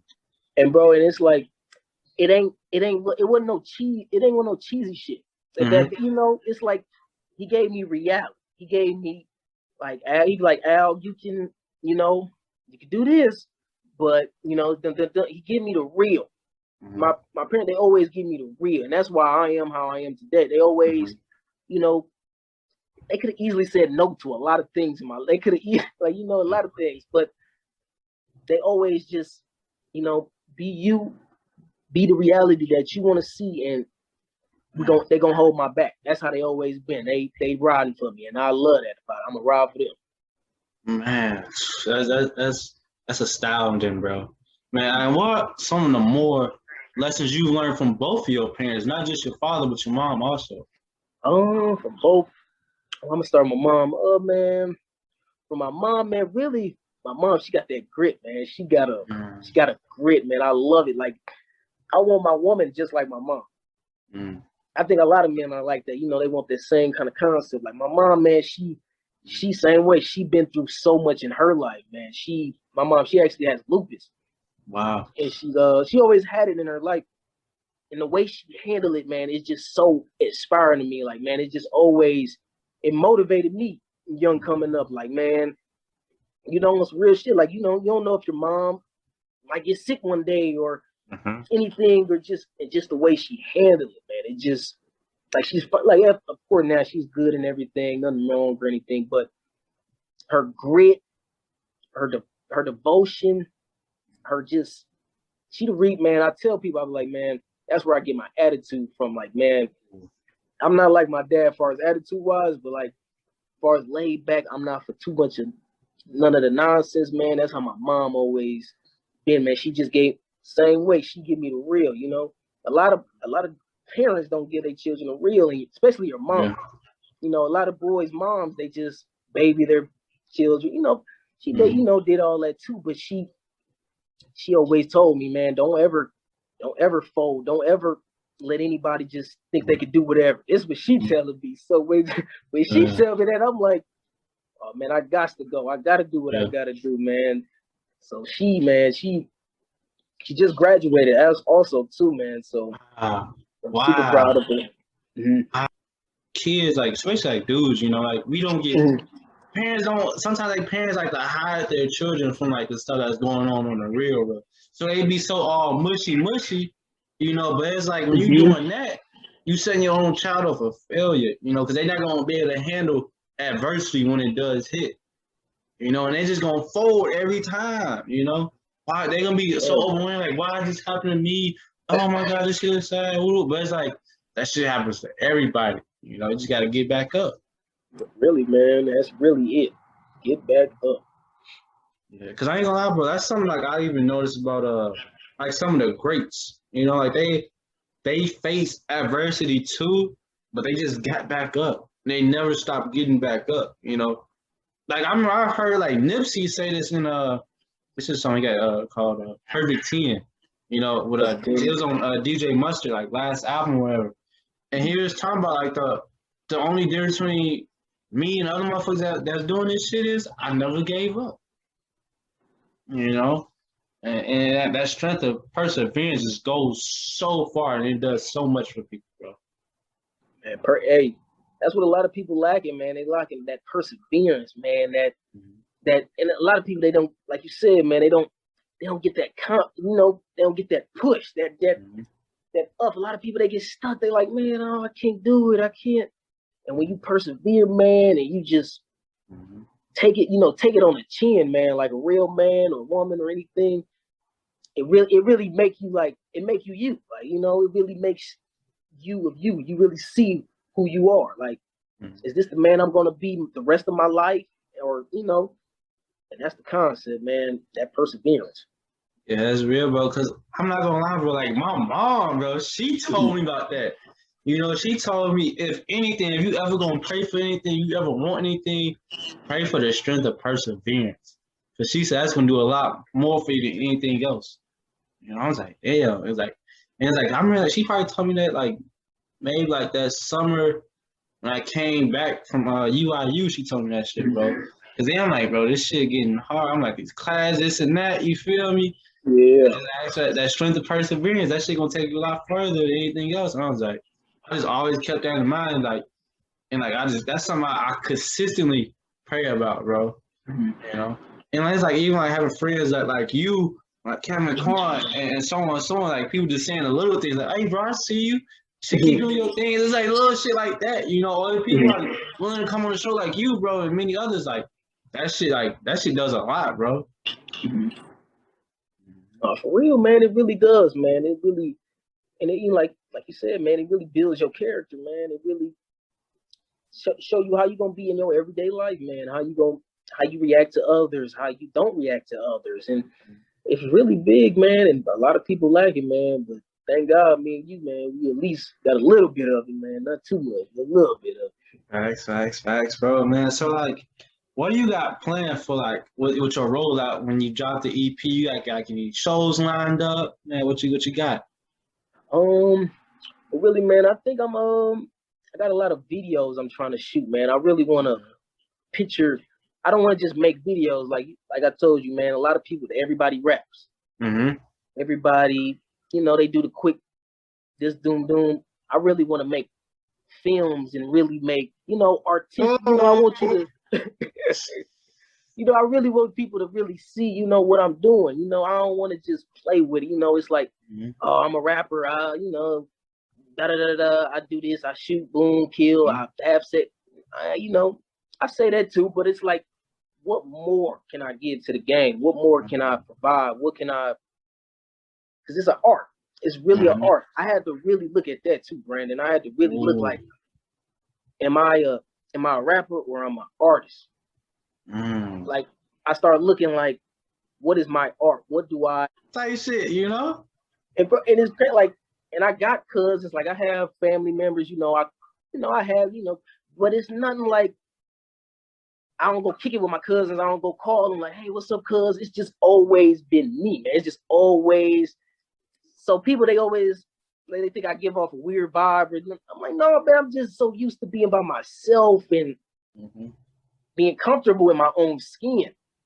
So it really just, trying to adapt to what everything else going on. It just really helped, man. So really that, man, just being, I think being an only child, man, it really just helped me so much in the understanding of who I already am. So now that I'm about to be 24 and everything, I'm like, okay, this is who Al is. This is who Al gonna be. This is who Al not gonna be, like. Yeah. So I'm looking like that with my music, man, and I'm like, I just want to really make art and honestly, bro, just make stuff I love. That's it. That stuff I love and people love. Yeah. I'm not trying to be the biggest rapper alive. I'm not trying to be the richest rapper alive. But I love music so much that I could do this every single day and not have a problem. And not a lot of people have that of what they want. A lot of people, they want to do this, they want to work. It's like, what do you really truly love? If you was to die tomorrow, I'm fine with it. That's how I feel with music, man. I'm like, I would really, and I'll tell you, I write every day. I make concept. I do the whole 5-9, man. And then really at this point, really it's just jump off, take that chance, and really just express myself. Because I'm not gonna lie, I had fears and insecurities. Like, man, maybe what if they don't like it? What if they do like it? At this point, man, it's like, man, I just gotta share my art. And just like an art show, bro, it's like some art you might understand, some art you don't. What is this? Why is that? And everybody got different art. It's no one art.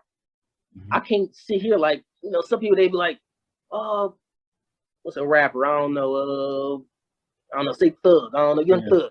I don't like Young Thug. You don't rap like how you rap. But that's Young Thug's art.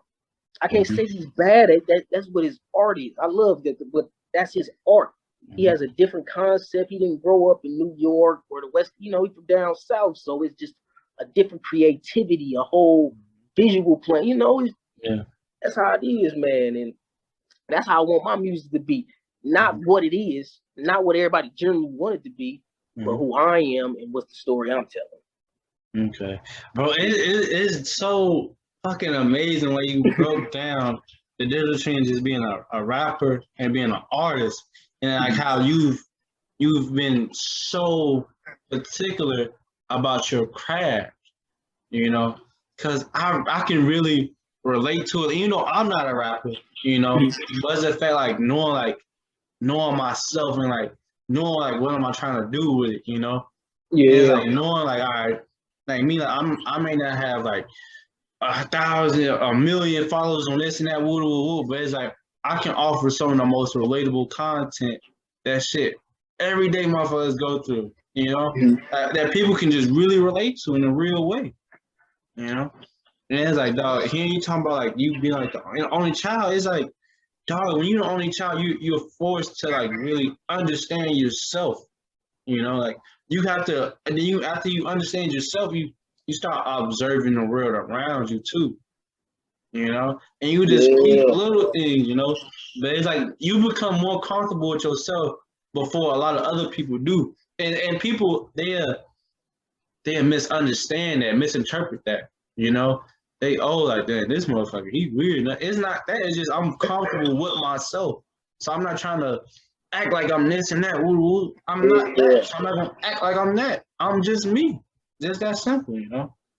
Bro, absolutely, bro. Like you said, a lot of people they think it's a cockiness or like or something. It's like, man, I just really like Brandon, like man, I could really I could go to North Carolina right now, man. I by myself, I would have the most fun, man. I'm just so used to being by myself and really just being me, man. And it's really like, man, you really find yourself really early on in your life, man. And it's kind of like a blessing and a curse in a sense, but because a lot of people don't want to grasp it, but man, it's a great thing, man. Not a lot of people get to understand. That's very true, bro. Like even me, like right now, thinking about the times like I've seen your campus, this and that, like you was able to hang around and associate with so many different groups of people. You was just caught up in this one circle. That's all I can do. You was going everywhere around campus, talking to different people, interact with different people. You feel me? And it's like, oh, that's just like now I'm just thinking about time, bro. Matter of fact, bro. Let me tell you what I'm thinking about right now, bro. I'm thinking about the time that one day it was like I think it was like a Saturday or something, bro. And like we just played every sport all day. We played basketball, we played football. We did so much that day, bro. It was so many of us, bro. You remember that, bro? No, I think I did. I think I remember, dog. We was playing like you said, we was playing football, basketball. Man, it was just UIU, man. That was a great time, bro. I just really because then we was freshmen too, so it's just like here's the world, bro, and it was just really amazing, bro. Like it's some golden years, man. You can't take them back. Yeah, bro, and it's like the first time you're exposed to the real like that.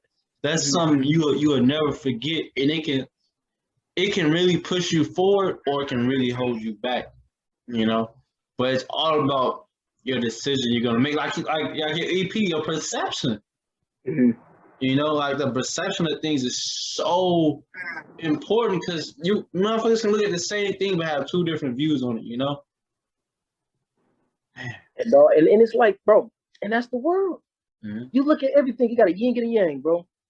Yeah. Every single thing on here has a yin and a yang. Everything is, we got black, white, we got like everything has just, and it's like it's crazy. That's the bad, it's the good and the bad of it. Like everything has a yin and a yang, and crazy. Granted, people don't want to understand. They want to understand the yin, but they don't want to understand the yang. Everybody, you know, they want to this me, boom, boom, boom, yada yada yada. They don't even want to look on the other side. They don't even care to look at the other side. They don't even want to understand the other side. But when a person like you understand the other side, they want to get mad at you, hate you, and turn things into a whole thing because it's not their yin. Bro, that's so real, bro. I remember I remember that a couple of times. I'm gonna give you two examples, bro. I remember one time there's one shorty. We chopping up on the phone, this and that, woo woo woo. She get mad at me, right? I'm like, I ain't about to yell with you. Like, that's just not me. You feel me? Like, I don't get all, fuck you. That's just not me. And I was like, all right, I got you. It's all, I told her, it's all good. It's all love. I understand that you portray me as the villain in your story right now, but it's still cool though. You know, I said that shit, bro. She, what the fuck you mean? Fuck that shit. You was it's all good. Ain't no love lost. It's all love, baby. Man, I know exact, man. I know exactly what you mean, bro. And then, like you said, bro, a lot of people, they just don't. I don't want to like single out women in general, but a lot of they just don't understand men. You know, a lot of women they don't understand men on that kind of concept. You know, like where we kind of come from. And, you know, it might come off kind of selfish in a way too. Because, you know, a lot of us we want to have, you know, we want to be providers. We want to be, you know, we want to be the I don't want to say ultimate man, but we want to be complete man. You know, and it's like I know I had that same situation. Like, man, where I'm trying to find myself out here, like really trying to find myself, grasp what I in my adult life, what I don't need, and you know, so with that, like a lot of, you know, you really got to step aside and really find yourself with that, man. Like it's really crazy. Yeah, and then like the second example is like I know a shorty, she used to always tell me, I want to be famous, I want to be a slave, I want to make millions. It's like, all right. I said, all right, cool, that's what's up. But like, what you gonna do to work towards that? Like how you gonna achieve that? This and that. What you mean? Like, I just feel like you always doubting me. Like, you just sound like a hater. I'm like, wait, what? I said go do it. I was like, I agree with you. I said, all right, cool. Now how you gonna do it? That's all I asked. How you gonna do it? I ain't say you couldn't do it. I ain't say it's not you. How you gonna do it? That's all. Cause it's possible. You can go do it. But got mad at me. I'm feeling. It's like, all right now. But I swear to God, it's like, man, and that's where you just separate yourself, bro. It's just like, you know, fully growth, man. That's it. I don't even, like you said, that's all the argument, all that stuff, man. It's pointless, and you know, pointless right now. You know, you got to break. You know, a lot of people don't know how to conversate either, bro. They know how to argue very good. They know how to get their point off. Break that down, bro. Break that down, bro. You know, they really, you know, a lot of people, they got a lot of build up anger, and they just know how to just react. They know how to. I was one of those dudes, man. I used to just get mad. It's like, you know, because it wasn't my way, or you know, not my. I had to step back, like, whoa, like, dude, you gotta look at both sides, and if it's wrong, and if you're wrong, you're wrong, and if I'm right, I'm right, and that's it. That's it. It ain't nothing more, nothing less. A lot of people, they can't grasp that, man. They so used to being this, or and they just know how to just react. They know how to. I was one of those dudes, man. I used to just get mad, and like, you know, because it wasn't my way, or you know, not my. I had to step back, like, whoa, like, dude, you gotta look at both sides, and if it's wrong, and if you're wrong, you're wrong, and if I'm right, I'm right, and that's it. That's it. It ain't nothing more, nothing less. A lot of people, they can't grasp that, man. They so used to being this, or they egotistical, so they just, I don't care, I'm this, bro. It's like, man, you could grow further if you actually learn, step back, see where this person coming from, because they ain't got to be right. Like, we could disagree to agree, but I always look at, when I disagree with somebody, I be like, hold on, okay, he got a point, they got a concept, they got this, and it's like, all right, and that helped with growth, man. It really helped with building yourself. If you just gonna think you Floyd Mayweather all the time, or think you just can beat everything up, oh man, you got a rude awakening coming for you. Man, that's so true, bro. Cause I'm not gonna lie, that's how I was like in high school, middle school. I'm thinking I'm always right. Ain't no shit that I say is wrong. This and that, woo woo. Somebody try to correct me. What you mean? You know, like my boy Big Rob, he can attest to this. Like every time me and him get deep in argument, and I'm dead wrong. Arguing like I'm right, bro. I'm like, no, it can't. Like he is trying, like, nah, bro. Like legit, like you tripping, bro. Like this shit, like you completely wrong. Man, nah, fuck that shit, bro. I know I'm right. This and that. As a matter of fact, get out of my house, bro. I'm talking like I own it, bro. I'm talking like I own it, joint. It's my bed crib. I'm talking like I own it, man. Get out, bro. Leave, bro. He's like, all right, bro. All right, fuck it. I guess you're gonna realize eventually. And it's like, dog, I grew into that. Like, oh shit, like I'm not always right, and it's cool, you know. And it's more room for me to grow, like you said. Like it's just another opportunity to grow. you know, and like I could like expand my perspective on shit, like see things from other people's views and this and that. And it's like, and that shit makes life more enjoyable, to be honest. You know? Oh, and it's crazy, like, bro. I went to same with high school. I went to middle school and high school. So I went to my school. It was Milwaukee School of Languages. So right then and there, you already know it's nothing but different cultures. It's different backgrounds. It's kids from like they went from immersion schools. So you got kids from German, French, Spanish. I did Chinese, and I would have never understood the Chinese, just I would have never understood their background, their stories, I'm damn near part Asian the way I feel like because I went to 6 through 12, so we knew pretty much, we studied everything pretty much on their concepts, and I would have never got that if I would have never went there, man, and learning about different people and how they live life in a country, because man, the way we living right now. Yeah. You go over there, man, they is not living like this. Yeah. They got different morals, different values, different laws. And it really made me like think like, hold on.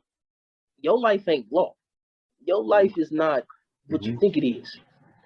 It's a whole world where you can, boom, boom, boom, dip and dab in and really help you be an all-around person, man. Because if you're an all-around person, you already know. You can be the best in the league, like Brando.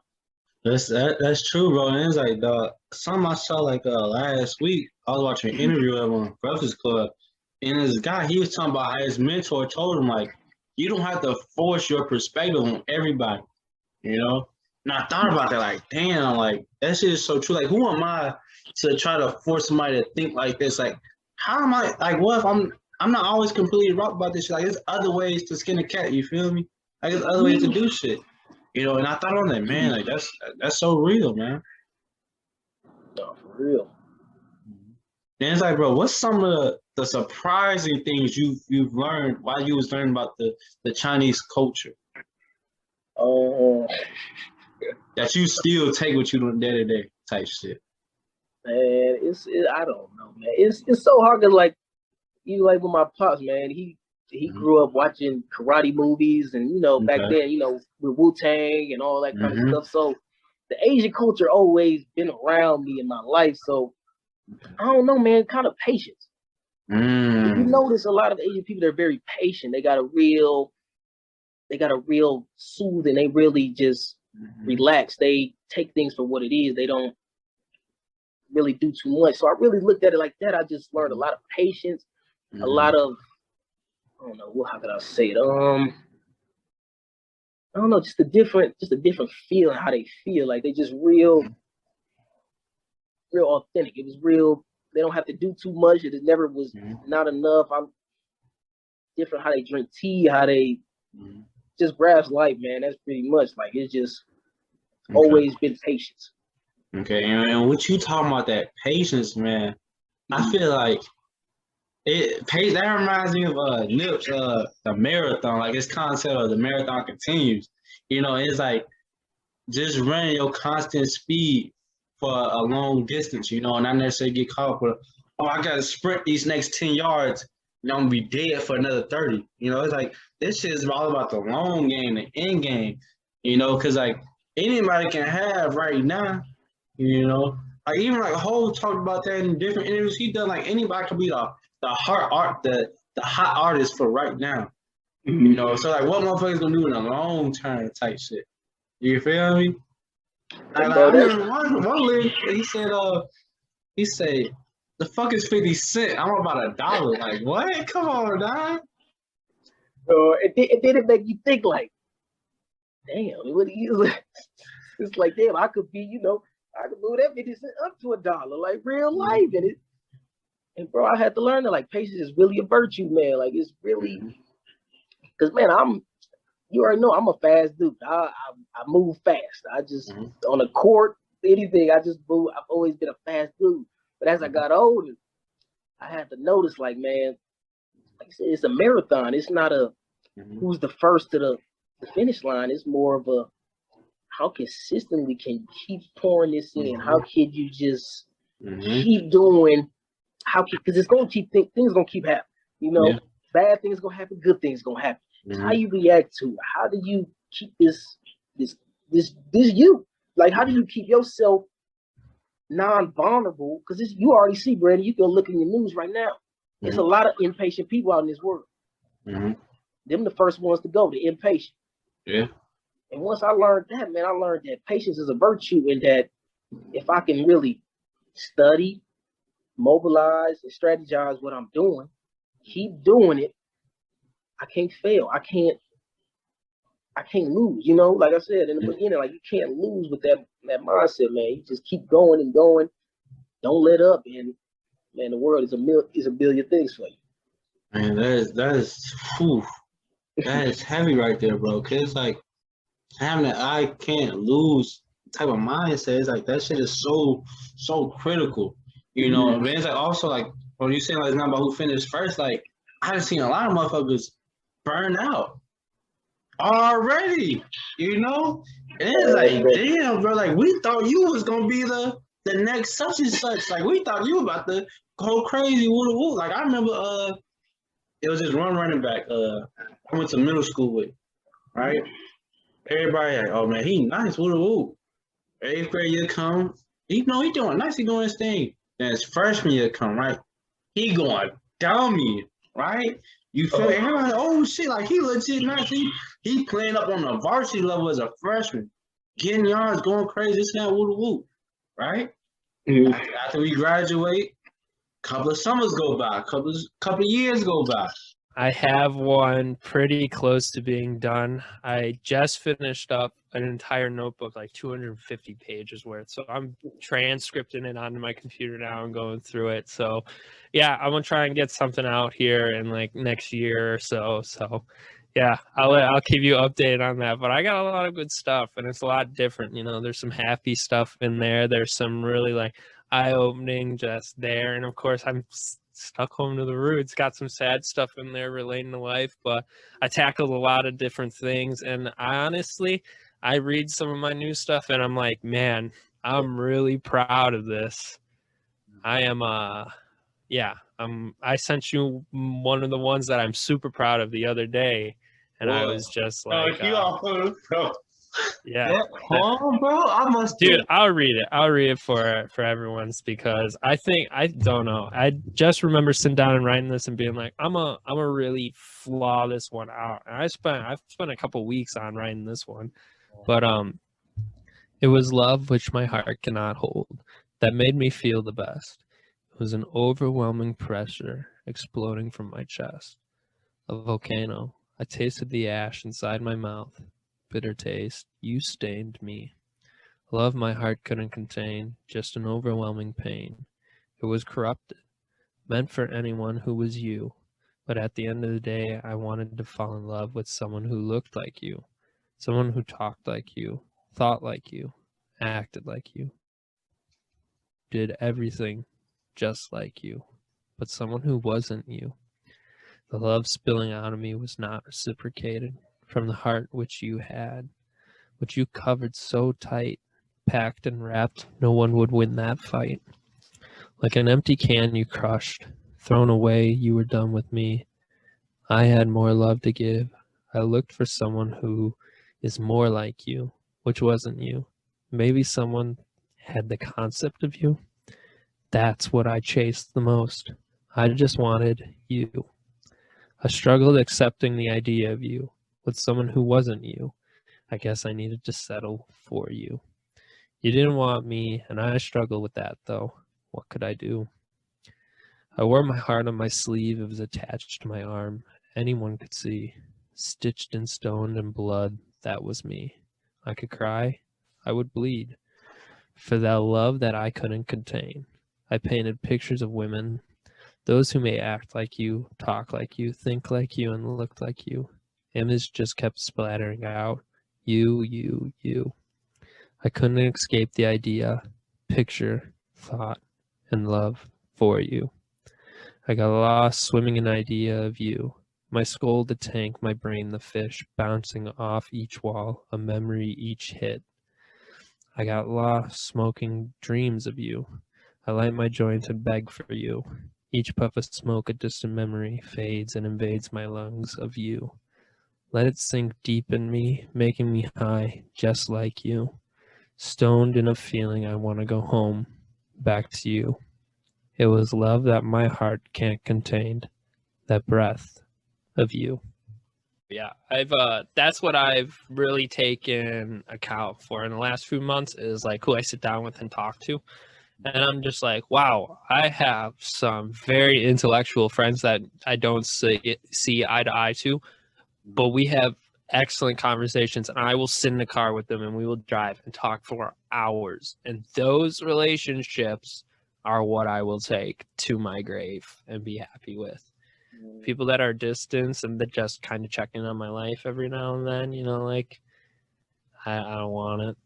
I don't. I want someone to ask me intellectual questions that I can talk about that I'm passionate about. Mhm. And I want to talk to somebody about what they're passionate about, because if you ask me something that I'm passionate about and I talk about it for a good hour and you take something away from that, and then you talk for an hour about something you're passionate about and I take something away from it, dude, those are the healthiest and best relationships because you just build. It's just up. Even if you don't agree, you're taking something away from it, you know? Sure. That's nice. Those are nice relationships. Like I remember, like me and Justin was like talking like a few weeks ago, whatever. Like our birthdays like are like 3 days apart or whatever. Mm-hmm. Like he was like telling me like, man, like have these people telling me happy birthday. Like I wish they never reached out to me because like he said like, he can like tell like he knows like it isn't like real, you know. Like how come like he just Mm-hmm. wants to check up on me on a regular like Wednesday, a random Tuesday, you know. Yeah. And just hitting you a happy birthday, or like people like, oh, Justin, you're all American, congratulations! I knew all this time you can do it, and it's like, wait, what? Like, we Yeah. never had any type of conversations or things I'm doing to work towards that, and this Or and what that. I'm struggling with. Like, Yeah, what's holding me back right now? How do I figure it out? Yeah, man. I get that. That's hard, you know. But I like the people just out of nowhere that'll text me like, hey, I'm checking in. How are you? You know, those are people that care. And life gets busy. That's the big thing, that like life gets busy. Like Yeah. in the last 3 weeks, I've been super busy and haven't reached out to a few people that I should have. And I texted them yesterday night because it was my, I just have a little bit of free time. I was like, hey, I just want to see how you're doing. I want to let you know, like, I've been busy. I'm sorry, you know, but I want you to know I still care and I'm here for you, you know? So, man, that's so real. Cause like, yes, people like have things to do. You know, everybody has their own life to live. You know, so you're not really like expecting somebody to talk to you 24/7, this and that. You know, it's like more of like when we can, we speak, and it's like the times we do, yeah. we have quality conversations about whatever. You know, it Mhm. doesn't have to be like super serious, but it's like it's still like great quality conversations. You know. Value the time other people give to you, man. Yeah, You gotta. that's so real, bro. Like I'm just like that's something like I've also like been like telling people like whenever like somebody does give me the time to have a conversation with them, like I tell them like thank you because like I know like they could be doing something else right now, you know, but Mhm. they decided and it's like yeah, let's have this conversation, you know, and it's like man, like that stuff like goes a long way, especially when Yeah. people do like the little things, you know, because those are things that have like the deepest impact on me. Is when somebody does like the little things. Oh, what's up, bro? How you doing? What you been up to? Like those like simple little questions right there, like that means so much to me, you know, because like you never know the battles that somebody is facing, you know. Bro, the biggest common courtesy that I appreciate from people, how was your day? Man, Because I like if I have a crappy day and someone asks me that, I just vent because it makes me feel better. And the fact that you asked, like, I'm glad somebody cares or at least just wants to know what's up, you know? Dude, I think that's the big difference between like people being miserable and people being happy. It's literally as simple, and you can't tell me you don't have the time for it. Like if you're good friends with them, you know, and you know they've been having a rough week or they haven't reached out, like obviously relationships are two ways, and how we were just talking about, I didn't have the time to reach out. It doesn't mean the other person doesn't, you know. So it's like them reaching out to me and giving me their time, asking how I'm doing. It's like that's the biggest compliment you can get out of a relationship or a friendship, because it's like, okay, they're accepting the fact that I haven't had the time. They're taking their time to ask about me. That's how you know someone cares. And you know when it's genuine and you know when it's not. Yeah. That's a big deal. That's a real big deal. Yeah, and it's like, bro, like you can feel it, you know. You say that because you're somebody I know for sure that just it's just them. Like you just live your truth, bro. And it's like seeing you do your thing, like bro, like that just like it does something to me. Like it inspires me, bro. So it's like I can't, like, I have no choice but to work and be the best at who I am and live my truth, you know, and try to be the best person I can be.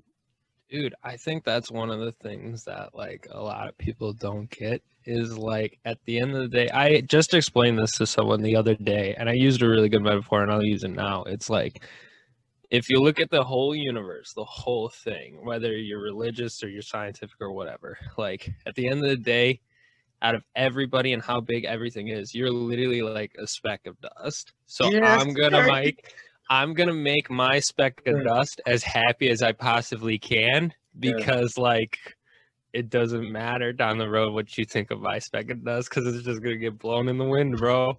It's just part of history, and you know.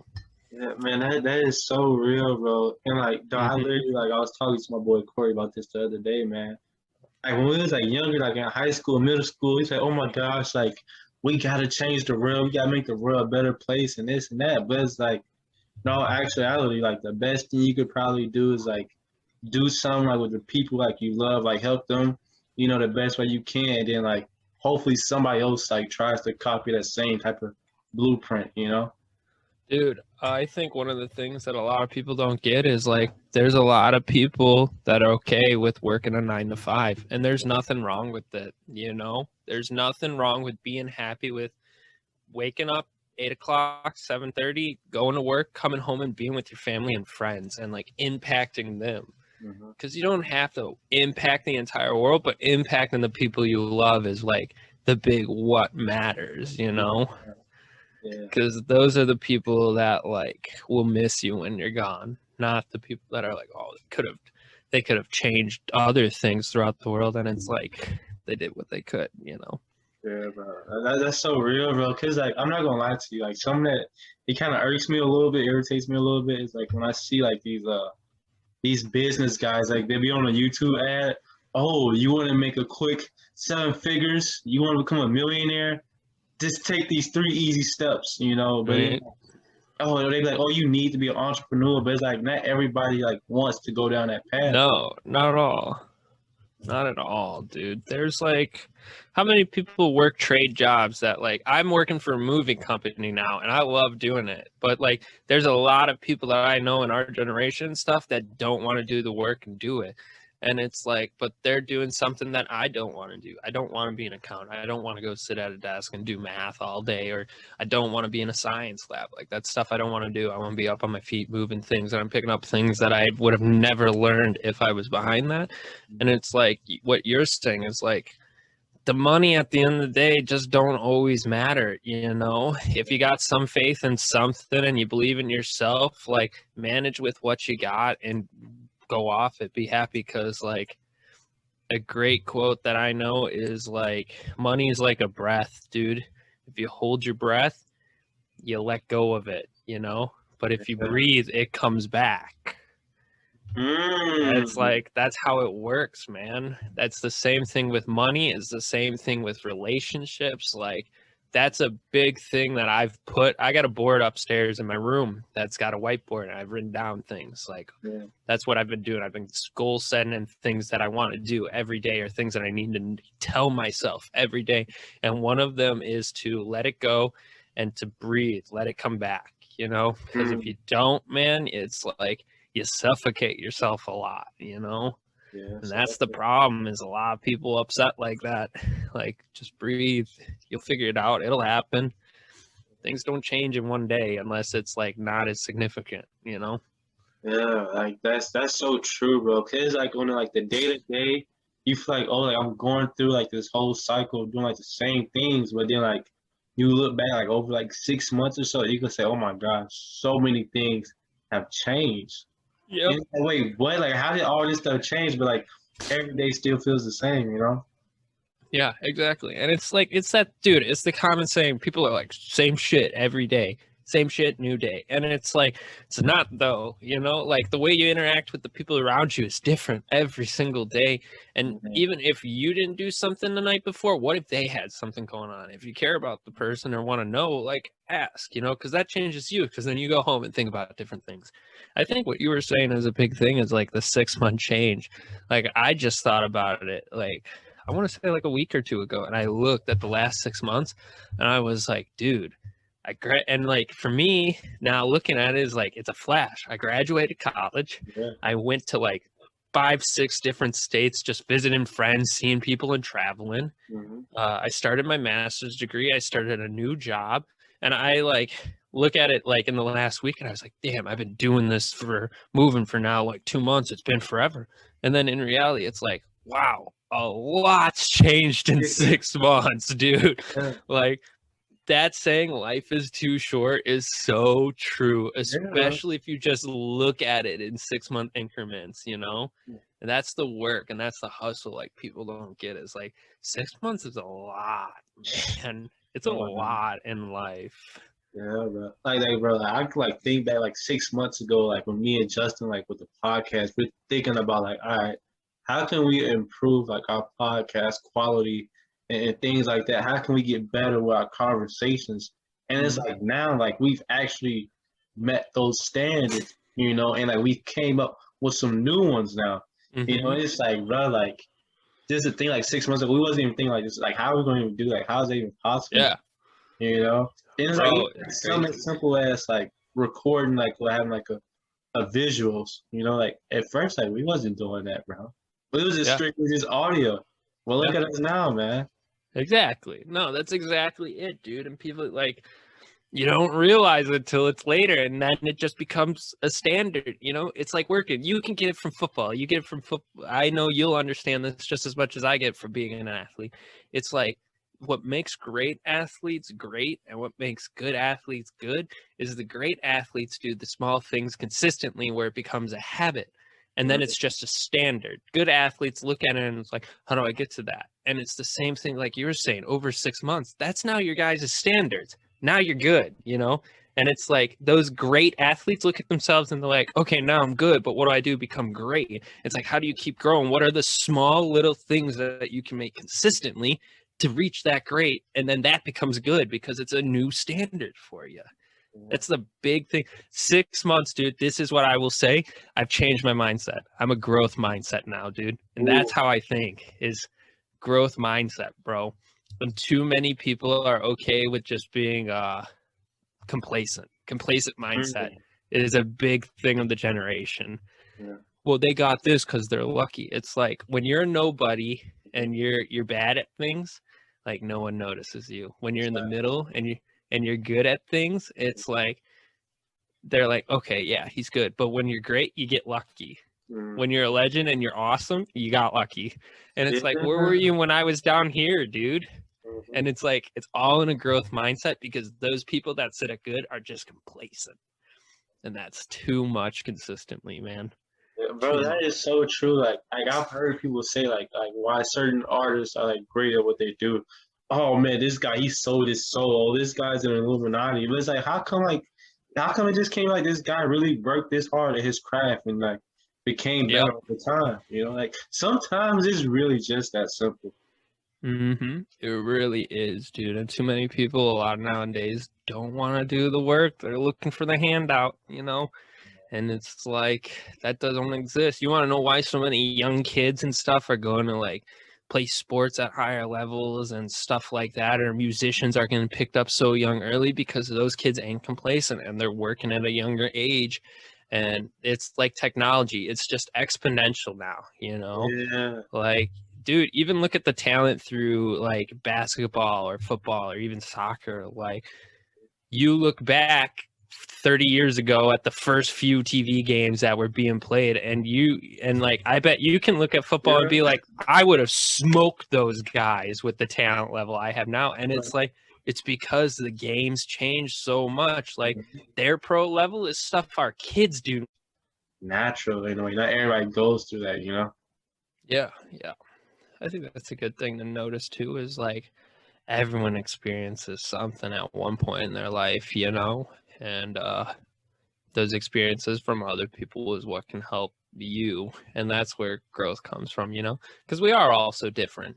You know, I think it's funny, I see these posts on Instagram and stuff, and people are like, did we all have the same childhood? And it's like the push pops or the Kool-Aid things. It's like, no, that was just marketed to our generation. We didn't all have the same, you know. So it's like, it's good to appreciate other people's differences, because it really can change you. Like, you and I, you're more city, I'm from the suburbs, but we get along because we have a lot of similarities. And the fact that we both have been to Chicago, or you've been out to the suburbs, and like, we met at a school because we're both there for sports. Like, those are three massive things that we had in common, and we just kind of vibed and linked. But it's like, you have a much different upbringing than I did, you know, like, you're part of a minority, I'm not, like, but we both were able to come together and really like share great experiences, you know, with massive differences.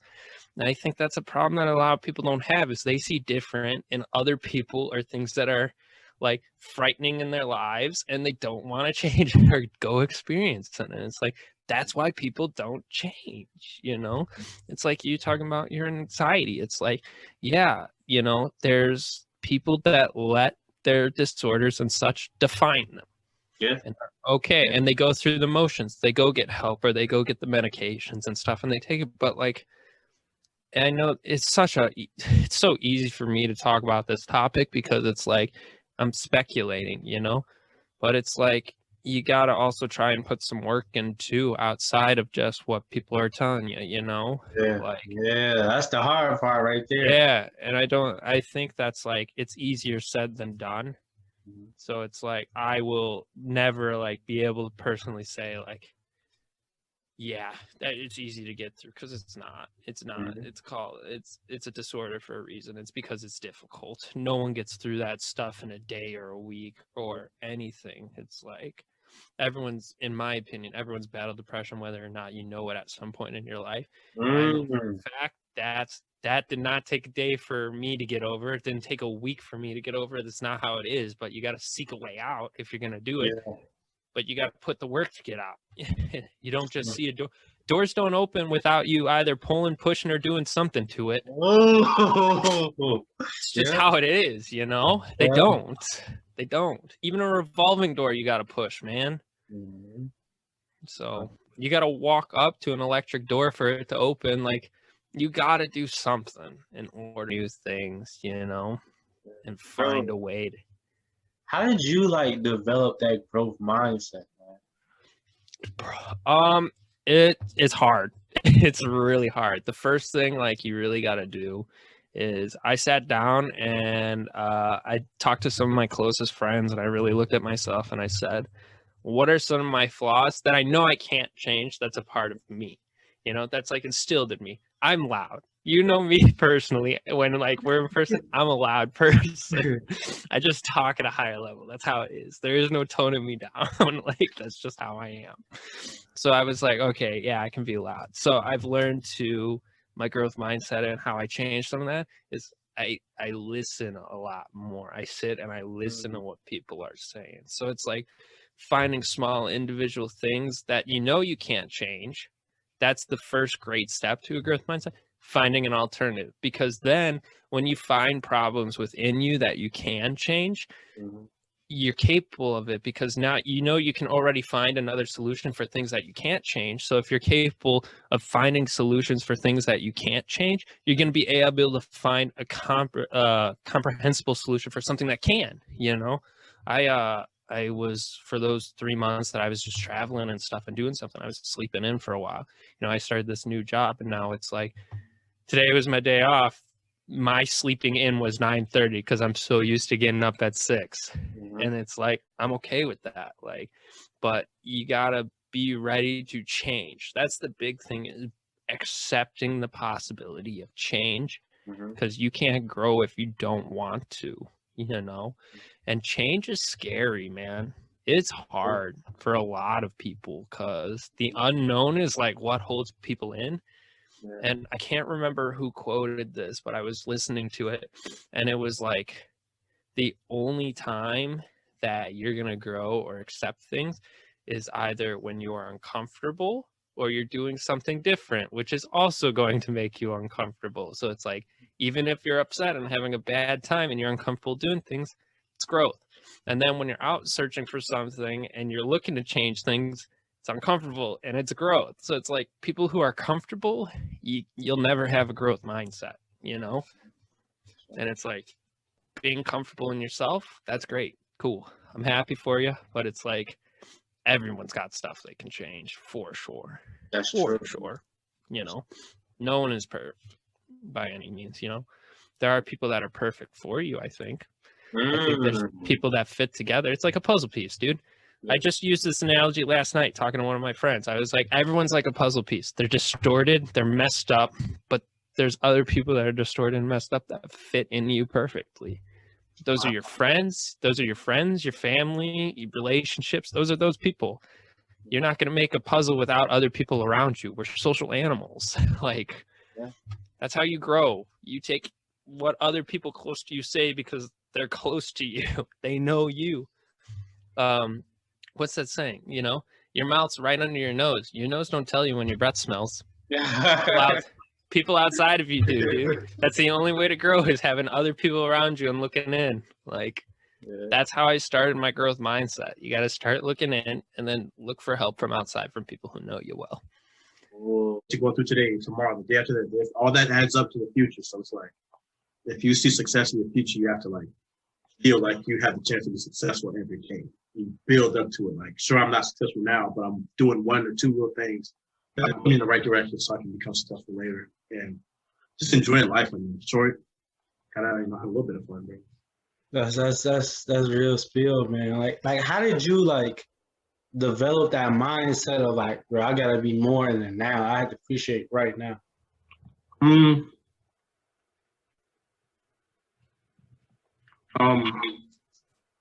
sorry, I'm talking these fries and shit. You good, bro? You good? The biggie bag hitting crazy. But I don't know. I remember as like a teenager or whatever, like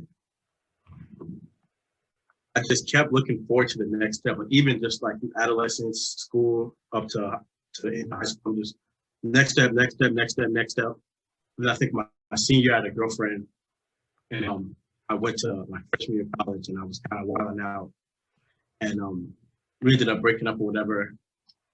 And then because I had basically my whole future planned out with this one girl, fucking stupid. And my whole future planned out with her, and the plan just didn't happen quite how I thought it would happen. And from there, I'm like, and then especially during that freshman year, like so much stuff happened that I did not even like. I thought I was gonna have trouble making friends. I met like one person I knew from high school. I met his whole group of friends, and I became instantly cool with them. Like probably the first week I was at that fucking school. I wasn't gonna, take, clapping cheeks, but that happened almost just as fast. And then, I'm not a basketball player. I've been a wrestler for forever, for high school and shit. And there was times where they'd be like, "Hey, come play basketball," and I was like, "I guess." And I went out there. Sometimes we have like a decent little game, and it's just like I don't play football in high school, but we go out there and like have a bunch of people and just go to like 7-on-7, and it was fun. I was doing good and stuff, and it's just like just having that like good supporting cast around you, and I think it really clicked for me that first year of college. Like, whatever you think is going to happen, like you can't be 100% sure that it's going to happen until after it happens. Like you may think you want to do this, you want to do that, or you may think this is going to happen or that's going to happen. until you live through that and be on the other side of that and say that happened, it's kind of like, for me at least, it feels like, you're just dreaming about it, just thinking about it, just, you're pushing for it, but towards it, but like once you accomplish it and it's in your past, you're like, okay, I'm fine. But I did change my mindset to, just like, it's okay to be in that moment where you're still reaching towards it, itching towards it. And most things change, you just adjust, just make adjustments along the way. And it may not be the exact type of success you envision it to be, but it'll if you stay going in the right direction, stay changing your plan or whatever, you'll eventually reach a form of success. But it won't be, maybe it's not the one you envisioned when you were like 8 or 9, whatever. So I just got used to flow with the changes, basically. I got used to flowing with the changes. Whatever changes came, just hey, go with it, go with it, go with it. And anxiety had me nervous about that stuff. Like, oh, this is gonna change. This isn't quite on my plan, on my checklist, but something else happens, and I don't know how religious you are or anybody is, but I'm pretty much I'm in the belief of just, believing in God. Organized religion is exactly doing things for me, but more it's just go in with like just believing in God, and God has His plan for you. The God who has the Jesus, the way Jesus, or whatever, and and all that stuff. I don't really get into all that, but I do believe in the existence of God, and I believe God's going to put you whatever He needs to put you. Like when we get upset about stuff like, oh, I'm X, I can't control this, I'm X, I can't control that. God already knows like what He's going to do, what He's going to put you in, what situation He's going to put you in. Like you don't need to worry. Like you don't need to worry as hard as you are. Like sometimes stuff will just happen. Sometimes good stuff happens. Sometimes bad stuff happens. You get trade-offs and stuff like that. But once I start to roll with the changes and start doing things I've never done and start, pushing myself further than I've been and like dealing with like more like failure and loss and stuff and like if there's more than you thought you could handle, if you get past it, you're like, I can do anything. And once you feel like you can do anything, the present moment isn't scary. That's what I went on with that. Man, that's amazing, bro. And like, bro, how did you end up going like to Iowa State, bro? Like, how did you get there? Okay, so it's literally just my relationship with my homie Kev, with the homie G Kevo. Yeah, G Kevo. But after, because I did 2 years at Lincoln College in Southern Illinois, it was a junior college. I went there for 2 years because my genius brain decided I want to be with my girlfriend forever, so I'm going to go to school that's only like an hour, 2 hours away. Then I'll be able to come home all the time, and we'll just be in love forever. Obviously not, but yeah, I was there. I did my 2 years. It was really easy. It was like high school, but you had somewhere to sleep. You didn't leave, and, Okay. food. But after that, I was really thinking about going to North Carolina A&T because it was a HBCU, I think, and like it was a big deal. And I was like, oh, let me, go out there for real. And I think that same summer when I was applying, because I got accepted, I think, when I was applying, and that same summer, like there was a thing in North Carolina where like these white supremacists were coming out with like tiki torches on fire and like, oh, no, like having like an evil protest or some shit like that. And yeah, I said, fuck that. I'm not doing it. I had to lay off that. I just wanted to be safe. And then I remember I was cutting the grass one day, and that nigga Kev came up to me. He was like, yo, me and Rail and Quan and folks, we all transferred from Upper Iowa to Iowa State. You should come to Iowa State with us. I was like, shit, man, I don't know, man. North Carolina A&T, man, that's the place for me. Yeah. He was like, well, shit, at least just like apply or something. This plans change, stuff like that. And plans change. Like, that's what I'm talking about. Like, you have your plan, you have it set in stone, but any little breeze could come by and change your entire plan. So, yeah. But the breeze was the white supremacist rally, and changed my plan to Iowa State. And yeah, it's cool. Oh man, I got you, man. But that's pretty cool, man. What's some of the things you learned since you've been at Iowa State, man? I learned how to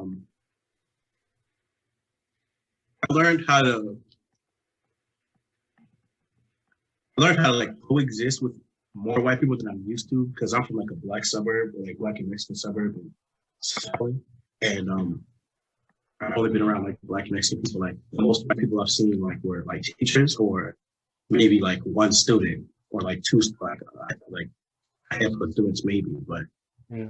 and like for the most part I wasn't really used to it. I wasn't comfortable being around a lot of white people and stuff. And coming out here I figured it out and I figured out how to like deal with the like microaggressions and stuff and little nonsense that they pull that they think you don't notice. But just learn to deal with that and not exactly have 110% hatred for all white people because they're not all that bad, but just learn how to be a little more racially tolerant. And I learned a little more about like paying bills for sure. Like I've been paying plenty of bills recently. I learned what it felt like to be independent at my own place and, just really like make it happen, like from the sweat of your brow, basically, make it happen. And, like not just having a little money that you're spending my life. I learned how to budget my money from bills to what I can spend, what I have to save. Like I learned that. But as far as school, I mean, I just learned the same shit I've been learning. Like it's whatever. Classes are classes. Like it's just information. Like you just take it and you prove to them that you remembered it. And boom, you do something with it. Like I feel you, school man. wasn't exactly hard. That's true, man, bro. Like 10 or 11, and I have my own room. And like I lived in the house like my parents, like they had like 5 kids. I was one of 5. And it was like so much like you basically fighting over everything. Like it's like really like call it a wild. Like you really in there like just trying to get your scraps of yours and do your thing. And I don't care if they not eat it. Like you're like really like Wild West. Like even the parents are like, you guys need to share, but ain't nobody sharing when the parents not looking. One of us is snagging some food that we're not supposed to snag or more than we're supposed to snag. And just having my own place, like, oh my God. It's like peace. It's peaceful, It's like you have your own space. You don't have something on there. He said, no, he said this. He said, some days you're just some days you don't want to wake up and some days you don't want to go to sleep, which is to say like you always get the bad, but I'm like you get bad or good, but just know the others coming. So if you get bad stuff, like if you have a bad day, like know a good day is coming around. But if you have like a real good day, just know like there's gonna be like a trade off of that, like something bad's gonna like like it's not to like just be meditated on it, but to know like good. You're not gonna always be having a good time. You're not always gonna be having a bad time. Like there's balance to life where it's like good comes with bad, bad comes with good. Like yeah, like that shit balance out, bro. Like that shit. Like everything really is gonna balance out eventually. It may take time, but it's gonna happen. It's gonna balance itself out. Oh, so man. The dog, I remember I saw him, bro, he cooking. I saw him cooking, making the breakfast, the oatmeal, the eggs, the sausages. What got you into that shit, bro? My boy eating right. I'm fine. What? I grew up with a lot of sisters and my mom, and I'm not saying I sat there in the kitchen all day and watched them make shit because I definitely didn't. But I just remember my sister taught me how to make eggs one time, and I picked it up kind of fast. But then, like, I don't know what this makes me, but like a lot of times when I like see something, like see somebody doing something, like I can't replicate it. I can't replicate it perfectly, but like I can kind of replicate it. And I don't really use recipes or whatever. I just like try and use a safe amount of seasons or whatever and shit like that. Obviously heat this shit up the right way for the right amount of time. Like yesterday, I made like some. I'm buying some little like steaks, like frozen steaks, from the grocery store, and then I have rice, and then I have like green beans or whatever, not like black beans, and I just like I'll literally have all these like boil the water for the rice, put the rice in there, put some butter in there, put a little bit of garlic salt in there because a little bit of garlic salt and some rice, like it low key hit crazy. Like it really make you feel like you eat restaurant rice. I don't know if that's the same for everybody, but for me, I feel like that's just like restaurant rice. It feels so good. It tastes so good. But I know to make steaks. I mean, I just take them, they frozen, dethaw them, like clean them or whatever. Put fucking season on there on both sides and like rub it in. Let it just like sit for a minute, like in the fridge, obviously with like some on it. And then when you're done making your sides, or at least using the one like burner for your sides. You take that shit off there, put your pan on there, put oil in the pan, butter, whatever, a little garlic shit, and just flip them bitches until they both sides brown. Cut in the middle to make sure there's no pink inside of that bitch. Keep flipping it. Yeah, stuff like that. I did with rice and other shit. Like, I don't know. I just, like, I know how to cook, kinda, but I'm not. I never say like I'm like a chef or whatever because that's Okay. that's You know, that's do a serious little shit. something. I'll be doing it, and you know, plus like you can't go out to eat every day. Like you can't. Right. You have to, and no one else is cooking for me, so I fucking cook, my nigga. Yeah, that's real spill, man. Like, dog, like, I ain't gonna lie, bro. You have your Twitter, bro, is busting, bro. Yeah, hold up. I know it's being pressed like this. The Twitter, hold up. Bro, boy, Twitter is dope. Like, bro, you realize be having me rolling, bro. Anytime I have on my timeline, I see something you either say it, retweet it, or like, bro. And that shit be hilarious, bro. Bro, these niggas be funny as hell on Twitter, man. Dog, how did you like get your sense of humor, bro? Well, sense of humor. I mean, definitely television and movies. And for all the like, and I love my family, and I'm never gonna like talk like crazy about them or nothing like that. Like I love them, but like on the lowest key, and nobody will admit this. I mean, my siblings will probably admit this, but like we grew up in a kind of like extremely toxic like upbringing as far as like our relationship with our parents and like with each other, like crazy toxic, and it was just like it make you start like banding together as siblings and making dark jokes about the parents, like just keep making jokes about people that, like, and then once you like have those like in jokes amongst yourselves and you just like, you know, like when my dad's not around, be like, look at this man. I can guarantee you, I can predict everything he about to do within the next 30 minutes. Don't go there, don't get his coffee. That man go get his black coffee. Go drink his coffee. He gonna grab that little newspaper, look at it for a minute, put it down, do that. He gonna start complaining about something. He'd be like, oh my gosh, I can't never clean these dishes. He'd do that just on time. And then he go start arguing with somebody, and he gonna go outside, start smoking, and he do all that. And then like we'd just be like making all these jokes, and like, oh my god, like my siblings, as far as like us being together, like we would be at odds a lot, but we would be some funny ass motherfuckers. That shit. We'd be making fun of everybody all the time, making fun of each other, making fun of everybody, like. And then I think television for sure, like my like sense of humor is like categorized with like certain like personalities on TV and movies, like yeah, I don't know, like more cartoons and stuff too. Like, you know, I definitely got like my I don't want to say moral backbone or like my work ethic, kinda. It's from a combination of my mom, like, you know, telling me, you know, about work ethic. And, you know, that nigga Naruto said, I'm never giving up, ever. Like, that's it. I was like, you know what, nigga? Fuck giving up. I ain't doing that shit. Keep going. Like, but that nigga Naruto always had me hyped to do anything. And then it's like television shows, but I don't know. I just remember a lot, like I would be really. That's where I did disagree with them. I felt like the schools who did have power, we should have been opened up, maybe not for class instruction, but we could have been the ones open in the cafeteria providing those meals or providing, you know, like heat for the families to come in just for a while, because a lot of people didn't have generators or anything at home. Man, oh, I like the way you talk, because like it shows as a teacher that you really care about your students. You know, like you really want to see them be great, because there's a good amount of teachers. There's some teachers out there that really do care, but then it's that small few amount that really just like give teachers a bad rep. You know. Mm-hmm. Oh yeah, I've definitely met some of those, and you know, like it's usually like the older teachers, but I also feel like at one point they were passionate, and they're just at a point maybe they're going through something. But I'd like to think that they can bounce back from that if that's what they ever were.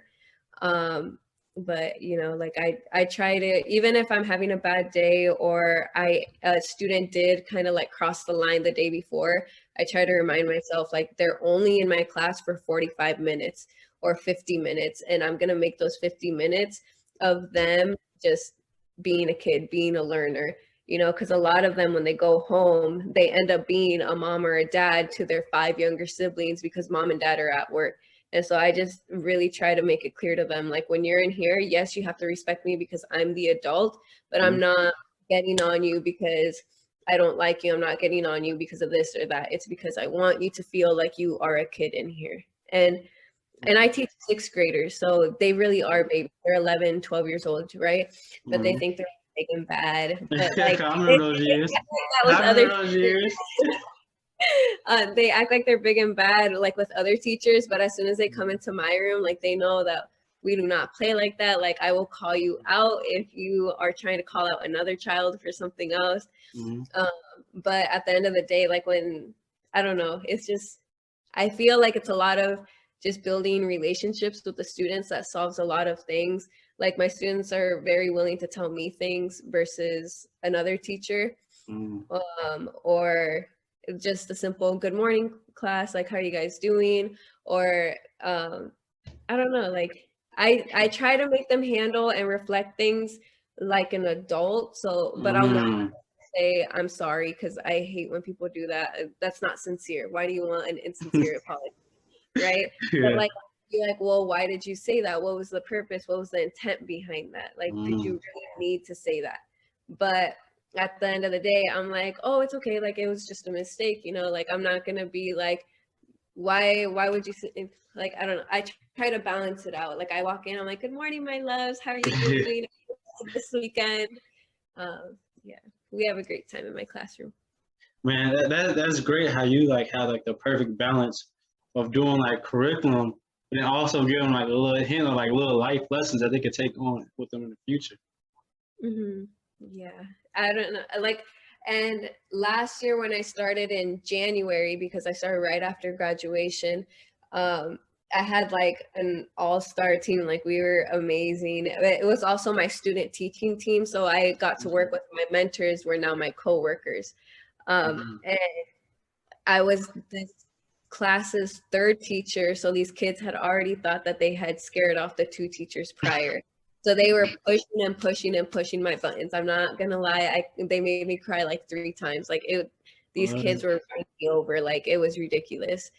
And then this year, like, I got to start with the kids and just like learning the routines, actually getting to know them, gaining their trust. And, you know, like, every time they share something with me, I try to also make them feel like I can share a little bit of my personal life with you, because it goes both ways. I can't expect for them to give if I'm not willing to reciprocate that. So Man, that's very true. Man, but that's really tough because a lot of people wouldn't be able to handle that. You know, like breaking down to the point you have to cry is like it's tough because a lot of people don't know how to recover. You know, but that speaks to like your strength. That's why you're one of my favorite superheroes. You feel me? It's the pure example of your strength right there. Cause a lot of people are just like they would have folded and said, "Man, F them kids. I'm not coming back. I'm good. I'll go somewhere else." You know. But your ability, like, matter of fact, I'm gonna take this. Let me put the cape on real quick. I'm gonna bounce back from this. That's amazing.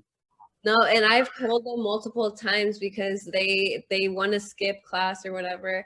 I'm like, look, if you want to skip class, at the end of the day, I can't like pull you into your seat or whatever, you know, like, I can only help you as much as you allow me to. I can't want your success, your education, more than you do.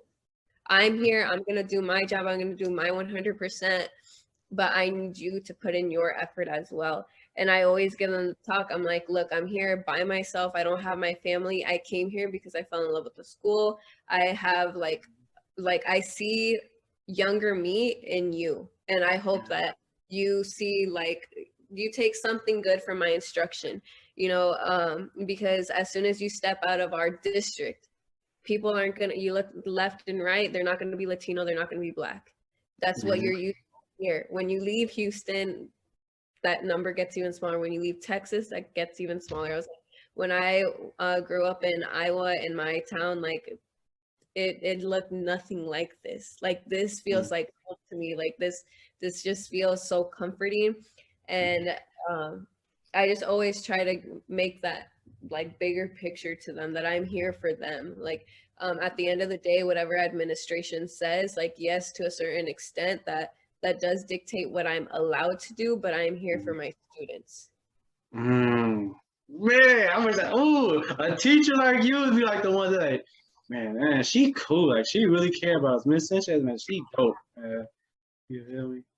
I am rookie teacher of the year at my school. So. Hey, okay. Already getting awards and stuff. Okay, I see you. I'm aiming for teacher of the year next year, since I'll officially be in the running with my years of service, and then I'll aim for the district teacher of the year, and we'll see how far I get. Oh, we gotta get you that. You gotta get that. Come on now. That's all you. Mm-hmm. You're the superhero. That's all you. I'm happy for power, and not power in the of like I just want to set an example, and I feel like the more like higher I become in ranks, like the more I want to tell students like, this is where I started, this is where I'm at, this could be you, and it doesn't have to be the same exact path that you take. It's just like, just see the progress. Like there's highs, there's lows, it's a little bit of everything, and you just got to know how to deal with it. You just got to know to not quit. Yeah, and I know like so like my mind just goes like everywhere. So like if I'm talking about my family, like that's a breeze. Like I can tell you from like the moment I was conceived. But as far as like my upbringing, like I'm still trying to find out how to talk about that without like ranting and going from A to Z to P to whatever. But I want to stay in Houston until I have like there's something to my name, you know, then I'll go back and I'll tear up the system over there and you know, make it more towards people who look like you and I. Oh, okay. Trying to get that way by the name so you could do something. Yeah. Oh, I feel that's truly dope, because a lot of people like they don't understand like how systematic things really are. Like it's really a system behind things. It's not just individuals just being like just one person that's trying to hold everything back. It's a system that's putting these people in positions, and it is much bigger than an individual. Mm-hmm. And the people who are in power or who have like influence, sometimes they really don't realize that they're in the system, and so they don't know how to change it because that's how they were raised, you know. And like, so I want to approach it in a sense that doesn't offend them either. I want to make them willing to unlearn and relearn. So I have to figure out how that'll work as well. But like Iowa State, like I'm very thankful, like they gave me my scholarship and everything. However, did I actually have fun those 3.5 years that I was there? I wanted to drop out. Man.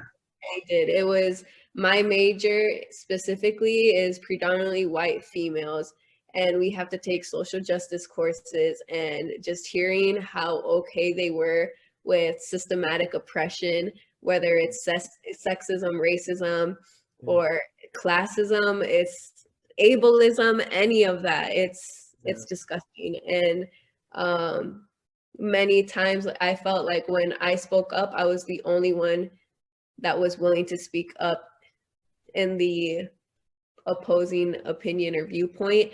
And they weren't able to separate that the second we stepped out of class. So now I was the girl that was looked at funny in every single class that went around, or I was the girl that no one wanted to sit next to. I was the girl that no one wanted to be in projects with. Like, and it just, but like that also kept me pushing, because I was like, okay, I can do this by myself. And in the back of my head, maybe I had doubts, but I would never let that show, because I never wanted to show weakness to the girls who were causing it. And I really, really wanted to drop out my junior year summer. And like, I really did. Like, I would go home crying, and my classmates don't know that at all. Like, the other Latinas that were in the class, because like they wouldn't dare to speak up. It was only me. So I was literally the outcast. But the only thing that kept me going was because I'm the youngest of 4 children, and I needed to be the one that my parents saw graduate, because my 3 brothers didn't.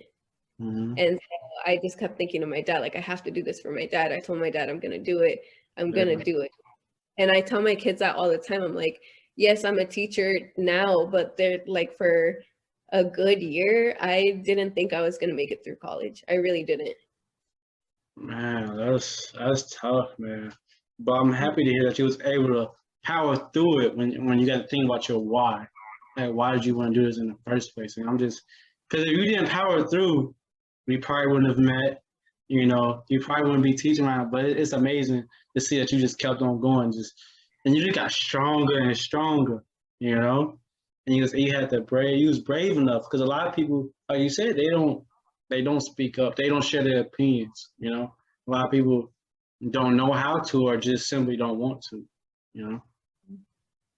Yeah, it's like, and at the end of, like you said, like they just don't want to, like they know something is wrong, but how do you go about approaching it when you, especially when my group of friends sees how everybody's reacting towards me? Well, why are they gonna like add on to it? You know, they don't want to be part of that group. But then they would try to comfort me after class, like, oh yes, you were correct. Like she's just overreacting. Don't worry about it. And like, they would bring up good points, and I'd be like, well, why didn't you say that in class? And they're like, point blank, like they were too scared to. And to me, I was like, look, like I'm gonna make sure that I become that girl's boss, that girl's boss, that girl's boss, and she's never gonna sign my paycheck. She's never gonna sign my paycheck. Like I'm not gonna respond to any of you. Like I made a mission, and I'm here to thrive and only thrive. I feel you though. That's your superhero creed. Come on now. Man, I want to get back to something that you said earlier about unlearning. You know, that's something I had to do personally, like around like my junior year at college. That's something I really did, and with me unlearning the things I did, I feel like that helped push me forward to grow as a person, and I feel like that got me to the point where I'm at now. What's some of the things you think you've probably had to unlearn? I think, okay, so part of Latino culture, and I don't think it was until I moved to Houston, so it's not intent, but it's casual. How degrading some terms that we use are. And I tried to, like, I did like my little research on like social media. I was Googling things. I was trying to find like books of like history of particular things. And like every time that I would find myself using this word, but then thinking like, okay, if I directly translated that into English, like that would be a huge no-no. So now I got to change that into Spanish. And then now I have to begin calling myself out. But then also like my family, if they use a term or something, like, all right, let's swap that out. Like, no, like that shouldn't be normal. And then also trying to like one up each other all the time. Like, I feel like minorities are trying to prove who's top, fighting each other, which we were fighting the battle of like our oppressor, you know, like we're doing the dirty work for them. And when we realize how much we have in common, how much our cultures are alike, how much our suffering and our history is, like we really should be uniting. That's very true because I feel like sometimes like different minorities try to have like the struggle Olympics. You're like, oh, my struggle is I struggle more than your struggle. And it's like, to be honest, we're all struggling, you know. And it's like we could all come together and help each other in some type of way or fashion, you know. Yes, I agree. And like I see the direct reflection of that in my classroom. Like it's literally almost every single class is half Latino, half Black. And last year when I was the third teacher in place, like I have no idea what the past teachers told my students, but I could not get them to sit at the same desk group. I could not get them to work together. I had some of my Black students saying like, we should be in a different class because that's what our old teacher told us, because it's not fair that we have to stop class and explain something in English slower. And they'd get frustrated. And to them, it was normal to vocalize that in like such a direct manner. And so like they were building hate and like they thought it was okay, or like they weren't saying like it's okay, but they didn't know any better. And this year, like, I don't see that struggle at all, but it's because, like, from the beginning of the school year, like, I'll put 2 and 2, and I'll say diagonally, and it's just like building community. And if they say anything, I'm like, you better stop. I was like, okay, what did you mean by saying that then? Like, it's not okay. And just calling them out, and then like actually asking them questions, open-ended questions for them to try to answer and stump them, and then they catch themselves in why it was wrong, or they're trying to process it. Like, don't give them the answer, give them the question. Oh, okay. I like that. I like that. Because it shows that with your old students that they was taught that by another teacher. Like they didn't learn, like they didn't know, no better. They thought what they was doing was okay. Like I know some of my mom always taught me, like growing up, it's not what you say, it's how you say it. Because if you shape it in a right way, like they'll be able for the other person to really receive what you're trying to say without any misunderstanding. Yeah, I just try to, like I said, this is when they're treated like the adults. Like, I'm gonna make you reflect, take responsibility or action upon what you have said. That's something that is going to help you in the future, even if it's like a completely different issue. Like, okay, you have beef with this girl. Okay, how are you actually going to handle it? Because when you're 32 and like, you're not going to get off the hook if you start throwing punches at Walmart. Like, no, you're going to be in jail. It's not going to be lunch detention. That doesn't exist in the adult world. Like, how are you going to talk this out? You either can ignore it, or you can be straight up and like, hey, I heard you said this. Like, maybe it's just a misunderstanding. You always have to make the misunderstanding. We're human. We're gonna cry. We're gonna want to scream. We're gonna go through everything, but try to limit that as much as you can. Make it about. I try to only let things that like I do myself irritate me, but like, or here's something that has helped me a lot. Is it gonna affect me in 2 weeks from now? Is it going to affect me 2 years from now? No, so don't stress about it. Was it really in my control? No, don't stress about it. Oh, how did you start thinking like that? What got you to have that realization? I used to have like super bad anxiety. I still do over like certain things, but like I think it was when I started student teaching, because like my parents weren't there. Like, what am I gonna do? Like, I have literally no one here to help me. Like, I gotta stop acting like a baby. I gotta find out what the solution is. It's time to grow up. And am I gonna let all of those little things ruin my day? Am I gonna let that stop me from, reaching, okay, if I couldn't succeed here in this task, that doesn't mean that I'm a failure all around. I got to move on to like the next thing and then maybe come back.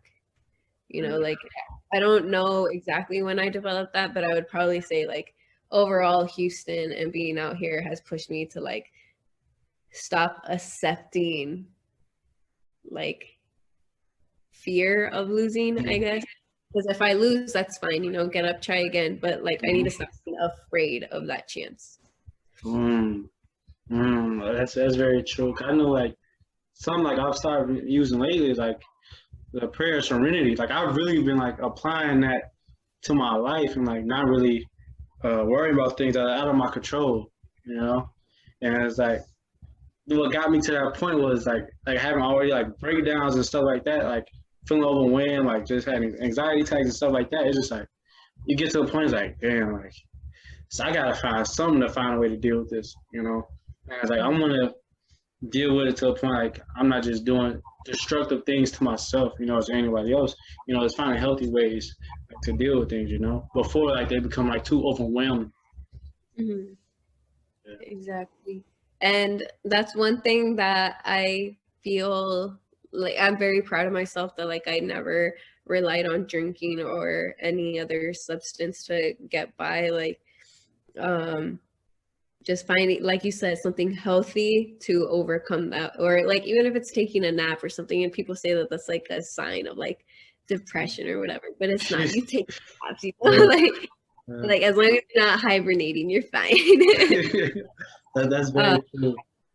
Yeah. And for some people it's working out, or some people it's like skipping a workout. Like for me, it can come and go, you know, like sometimes if I'm on track with my workouts every single day, but like I feel stressed, like taking a day off from working out will help me. But like if I work out for a long time, and I need a stress reliever, then I jump into working out. Like that's kind of when you tell like if there's like change. Okay. Man, kind of like for me, like I've never really really been into like drinking, you know. Like I've tried like different like types of alcohol, but it's like I just don't like the taste, you know. I was like, is it really worth it? Nah.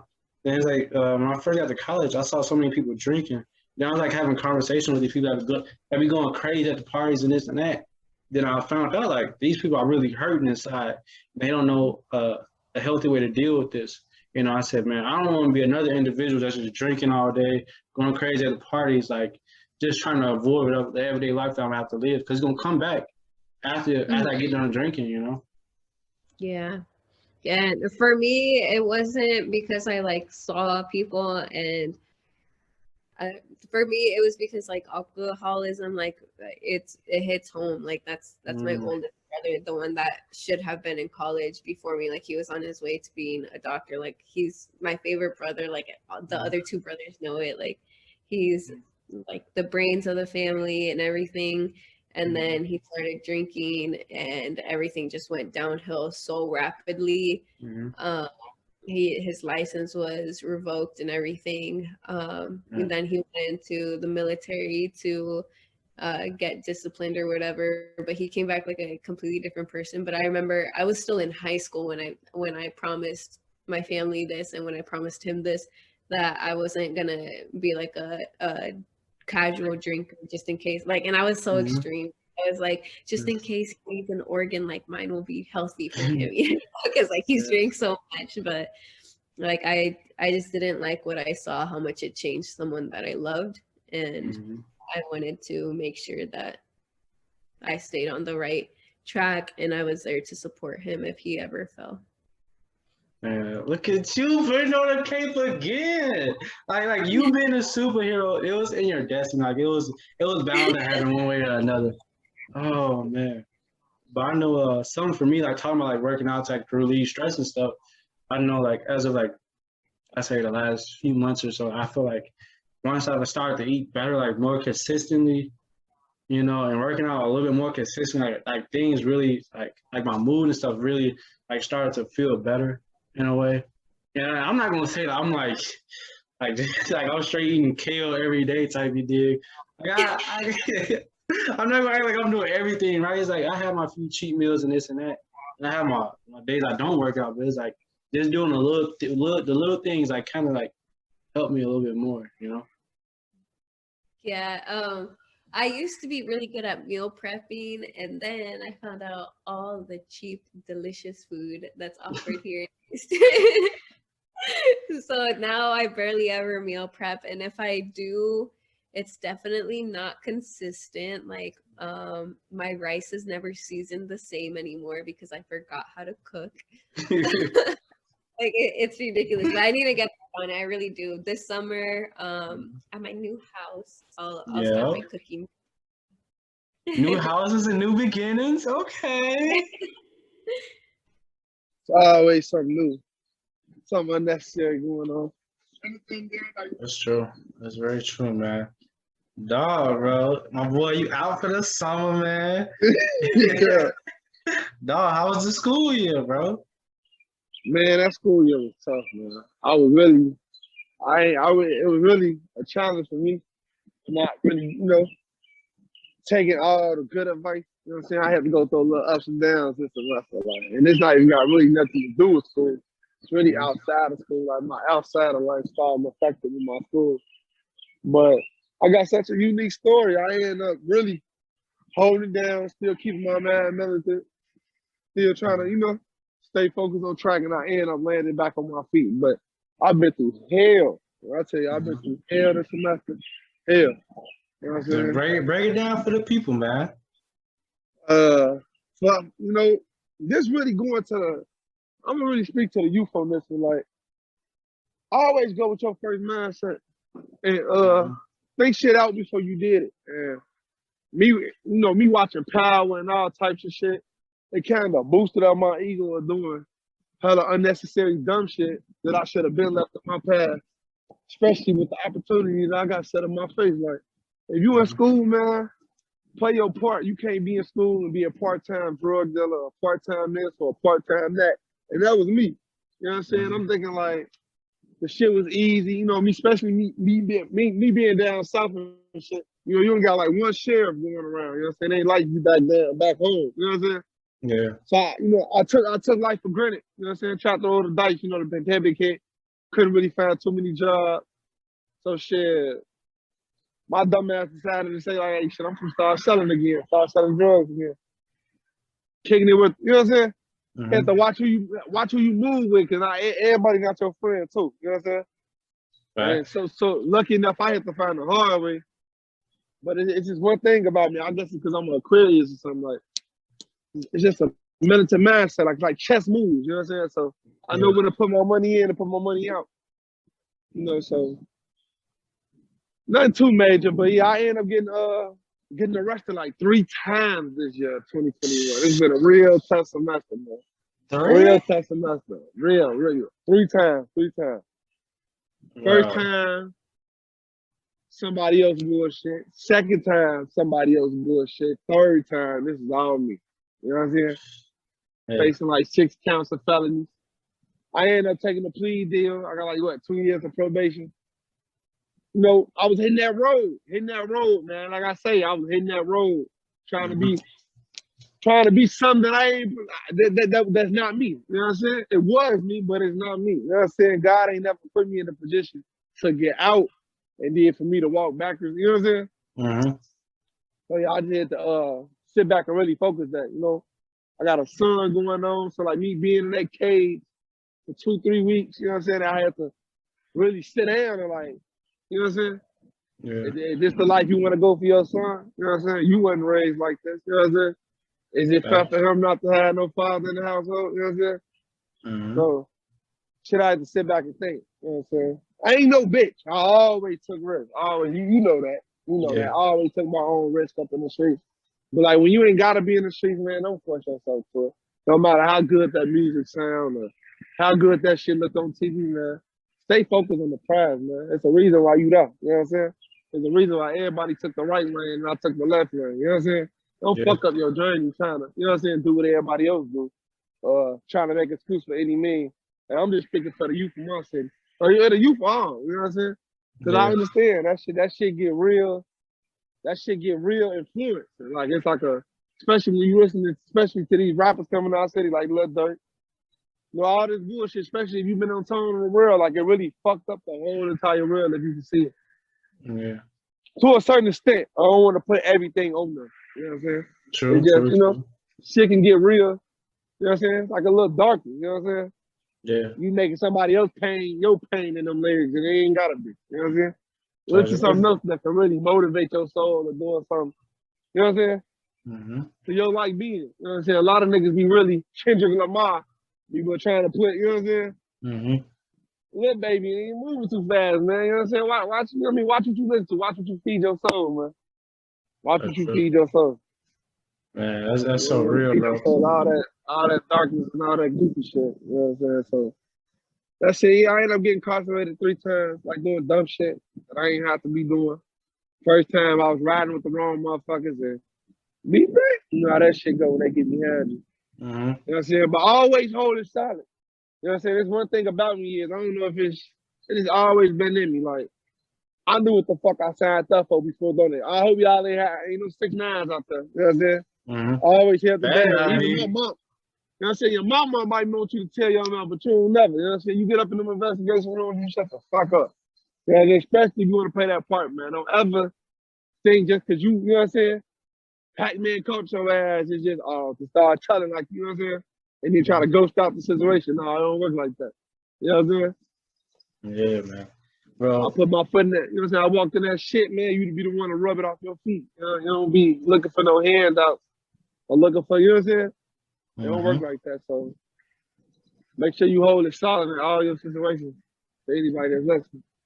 That's true, man. That's true, bro. How did you realize like people got to be cautious of the things that they feed their soul, you know, that they let into their energy? Man, to answer that, like you said, like what you said in the beginning of the class, like how did I like? Because you remember how you said like people should got to be cautious of the things they feed their soul. A lot of people don't realize that. So how did you come to that conclusion?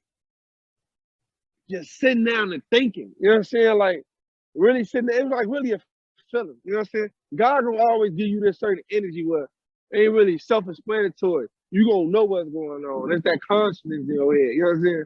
Telling you. You know what I'm saying? But and that's what gave me like I really did. It really, you know what I'm saying? Really is self-explanatory, but at the end of the day, like God gonna give you a vision on why shit went this way, and you will know why it went that way. You like, ah, you know what I'm saying? Yeah. Like say for instance, like if I end up stealing out my mama purse, I never get caught. You know, like you in particular that stole out of your mama purse knew that was wrong. God gave you a little vision and you knowing that was wrong.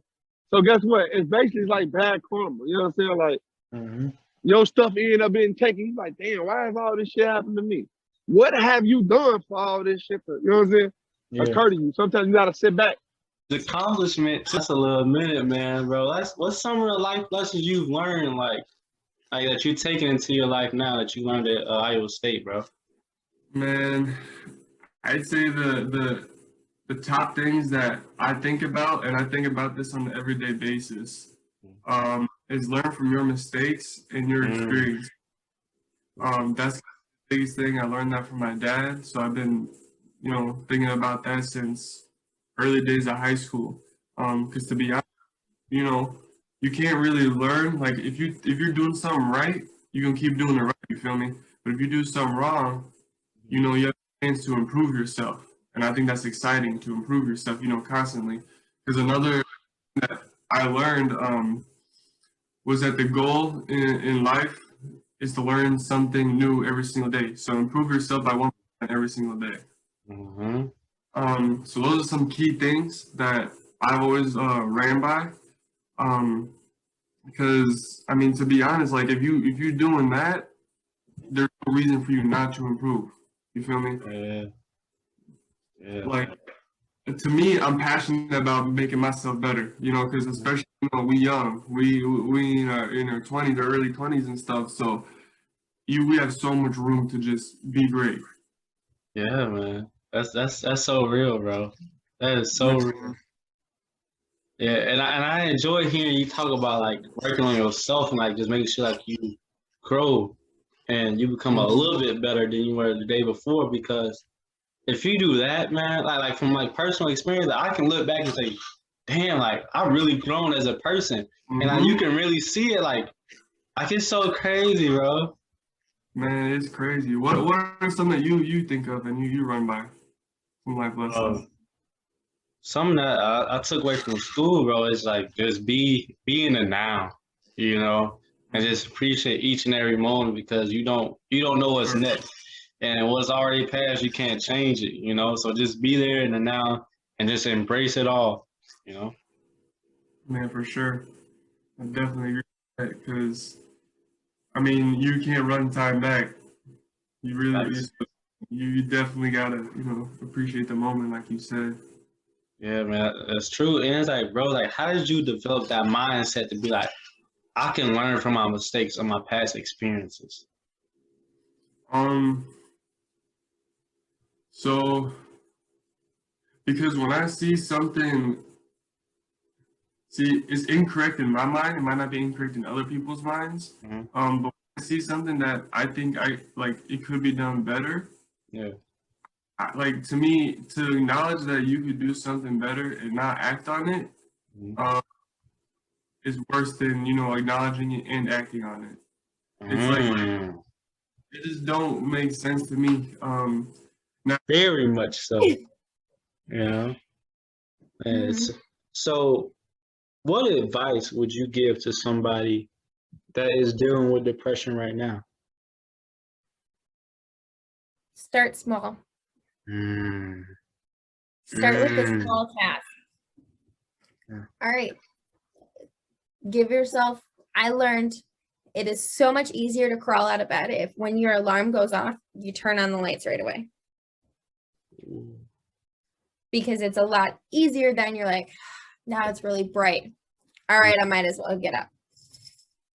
Getting up, it's gonna be the hardest part of your day, more than likely. But once you do that, it's so much easier to just keep moving. Oof. Just start by getting out of bed, and then it's all right, I'm up. Time to eat some breakfast. All right, I ate some breakfast. Let's go take a shower. Let's go work out. Let's go do this. Knowing like it's okay to do that. And then it's okay to take days for yourself. You know, if it's one of those days where you really don't think you can, give yourself some more time in bed, but you really shouldn't just lay in bed all day. As much as nice as it is, I know for myself at least that when I'm just laying down and I'm not doing anything, my brain starts working a lot more and my thoughts cycle from everything. It's be something like I need to be doing this or I should do this, or it's I find my flaws in myself. And then I just get angry with myself and know that no, I need to stop this. But she's like, you know, take a chance. So you took a chance at football, you taking a chance, you know, with your life.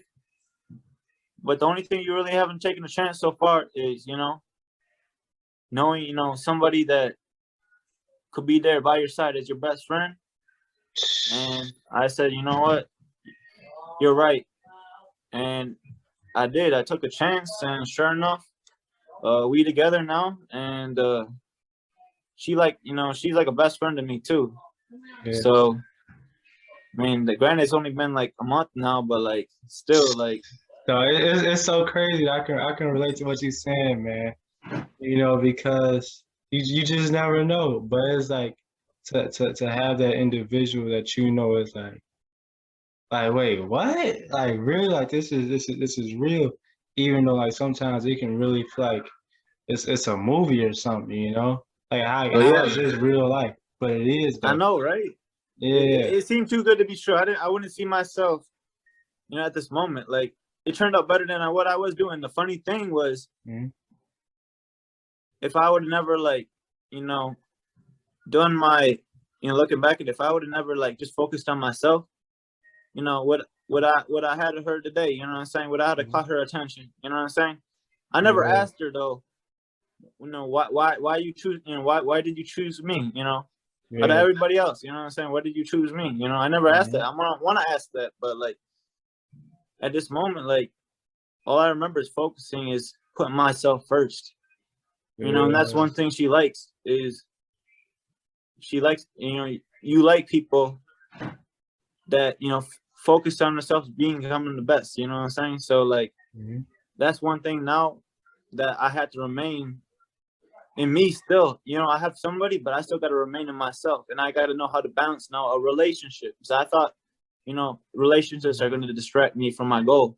So now I got to find, you know, that balance. There is really no balance, but I got to find that how I'm going to do this. You know, it's another step, you know what I'm saying? But do I regret it? Even if it doesn't work out, am I going to regret this experience? No, I'm not going to regret, because I met you know, a person that values me, and a person that, despite what happens, they're going to be there by my side no matter what. Boy, it's talk to that much.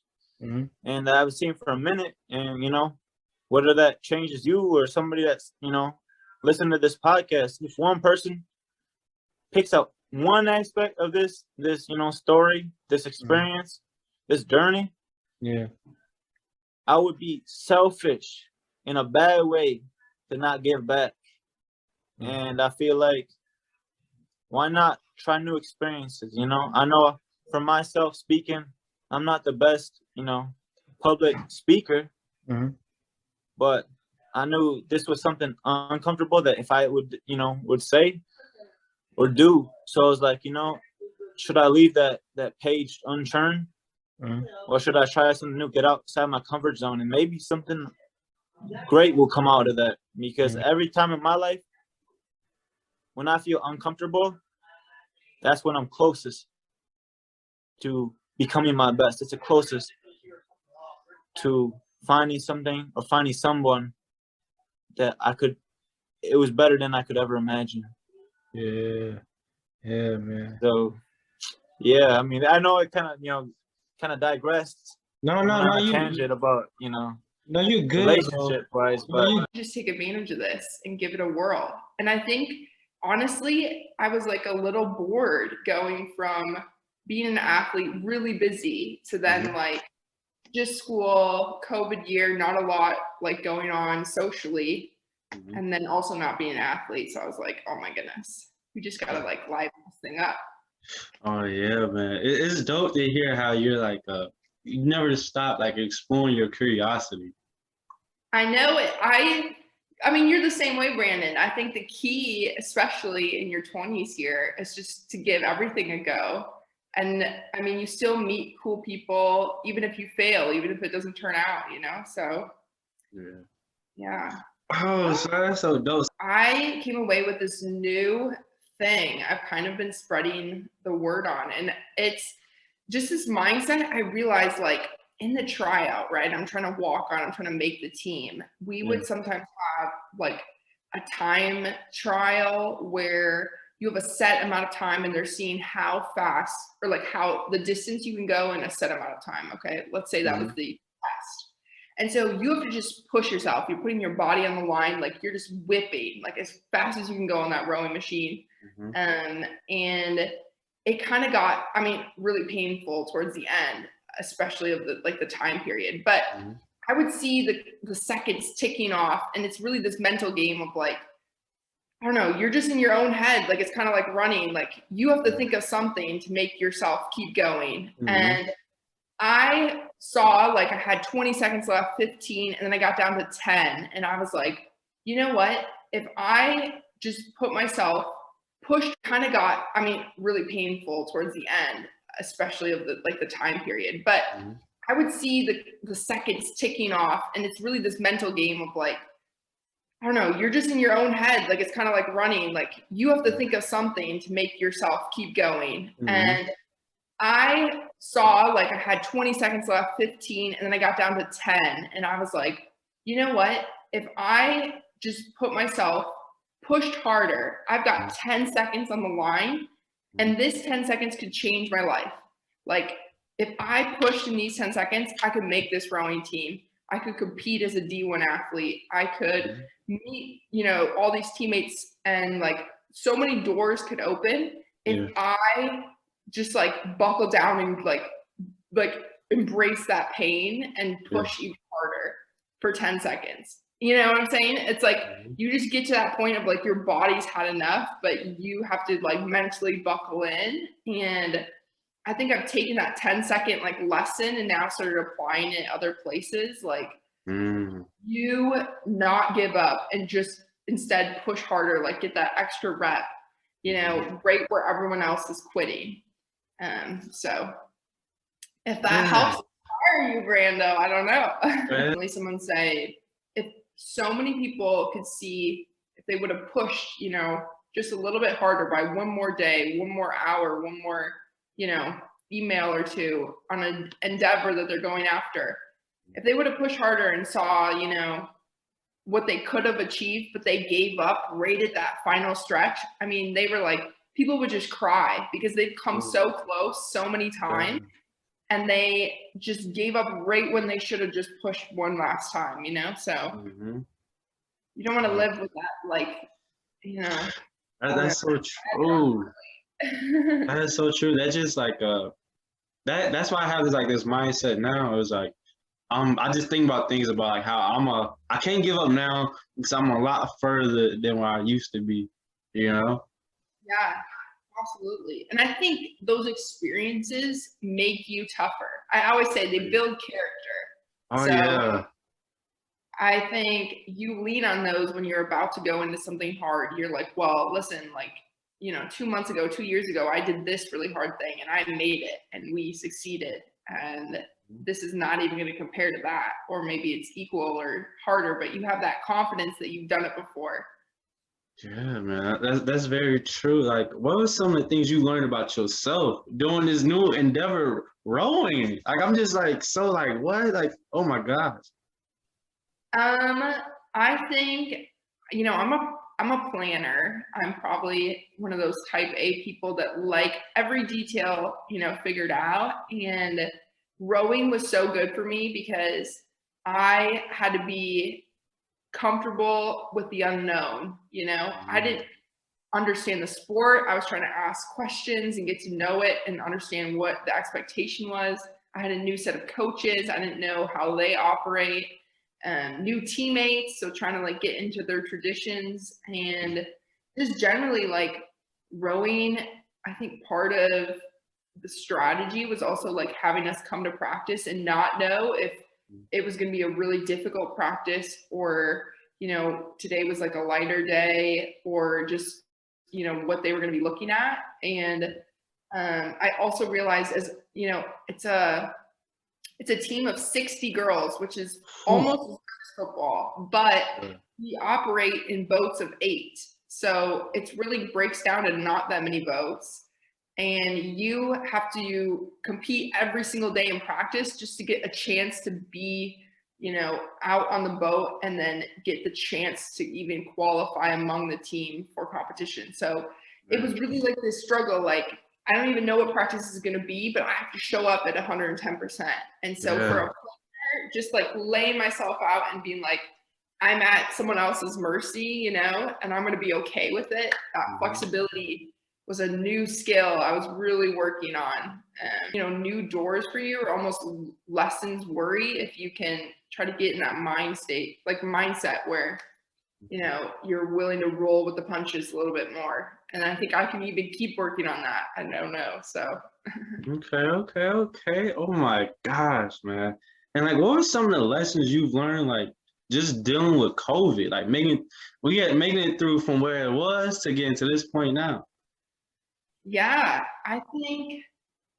everyone would probably say this. It's like you don't even know what you have until you don't have it anymore. And so had to shut your life down and you're taking away, our senior year, the celebrations, the final sporting events, all those moments where it's, kind of a culmination of everything you've done.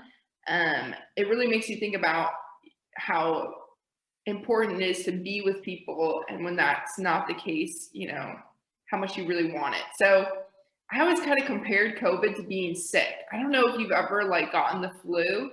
And all you can think about is like, I should have been more grateful how I felt just like on a normal day. And now I feel like crap.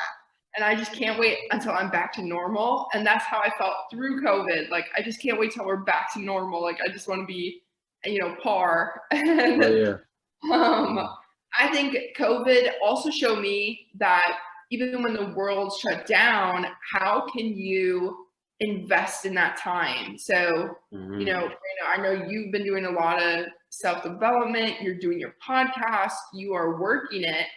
And, there's other people that just drank away, the whole quarantine and didn't, exercise or just go after a goal or learn something new, like, did you use the time wisely, So I think that was a good learning lesson. Cool. I like that because I know like there's like two things that this COVID pandemic taught me is like be more in the now, and then to also just invest in yourself. Yes. And I think it was also a time for investment in relationships. I mean, I don't know if you've gotten some good family time in, but I pretty much went back to like feeling like I was in high school, living with the fam. I spent more time with my family than I probably have done through, undergraduate. So like all the summers and everything combined. So, I mean, it was a good time to just like reconnect with my siblings and kind of get on the same page with my parents a little bit more. But even with friends, I think it was interesting to see who you bonded closer with and then who you really didn't, I don't know. Hey, that's it from the latest episode, checking in with Brando. I hope you guys enjoyed this special edition. And I hope you guys are really looking forward to the things that we're going to pull off in the future. And just know we're on to bigger and better things, you know. The foundation has been laid, and now it's just time to build off of that, you know, and just keep it going, you know. And on top of that, man, go ahead. Since you're already on our YouTube channel, All American State of Mind, go ahead and check out some of our other content that we have on our YouTube channel, or even go check out me and Justin. Go check out our podcast, All American State of Mind. Listen to us on Spotify or Apple Podcasts, wherever else you like to listen to podcasts. And don't forget to subscribe to us also. Give us some feedback, give us a ratings. You know, we like to know what you guys think about us. You know, like it's not just about me and Justin, it's about everybody else, you know, like if it wasn't for you guys, we wouldn't be doing this at all. And just remember, if you take things day by day, you too can become all American. Peace.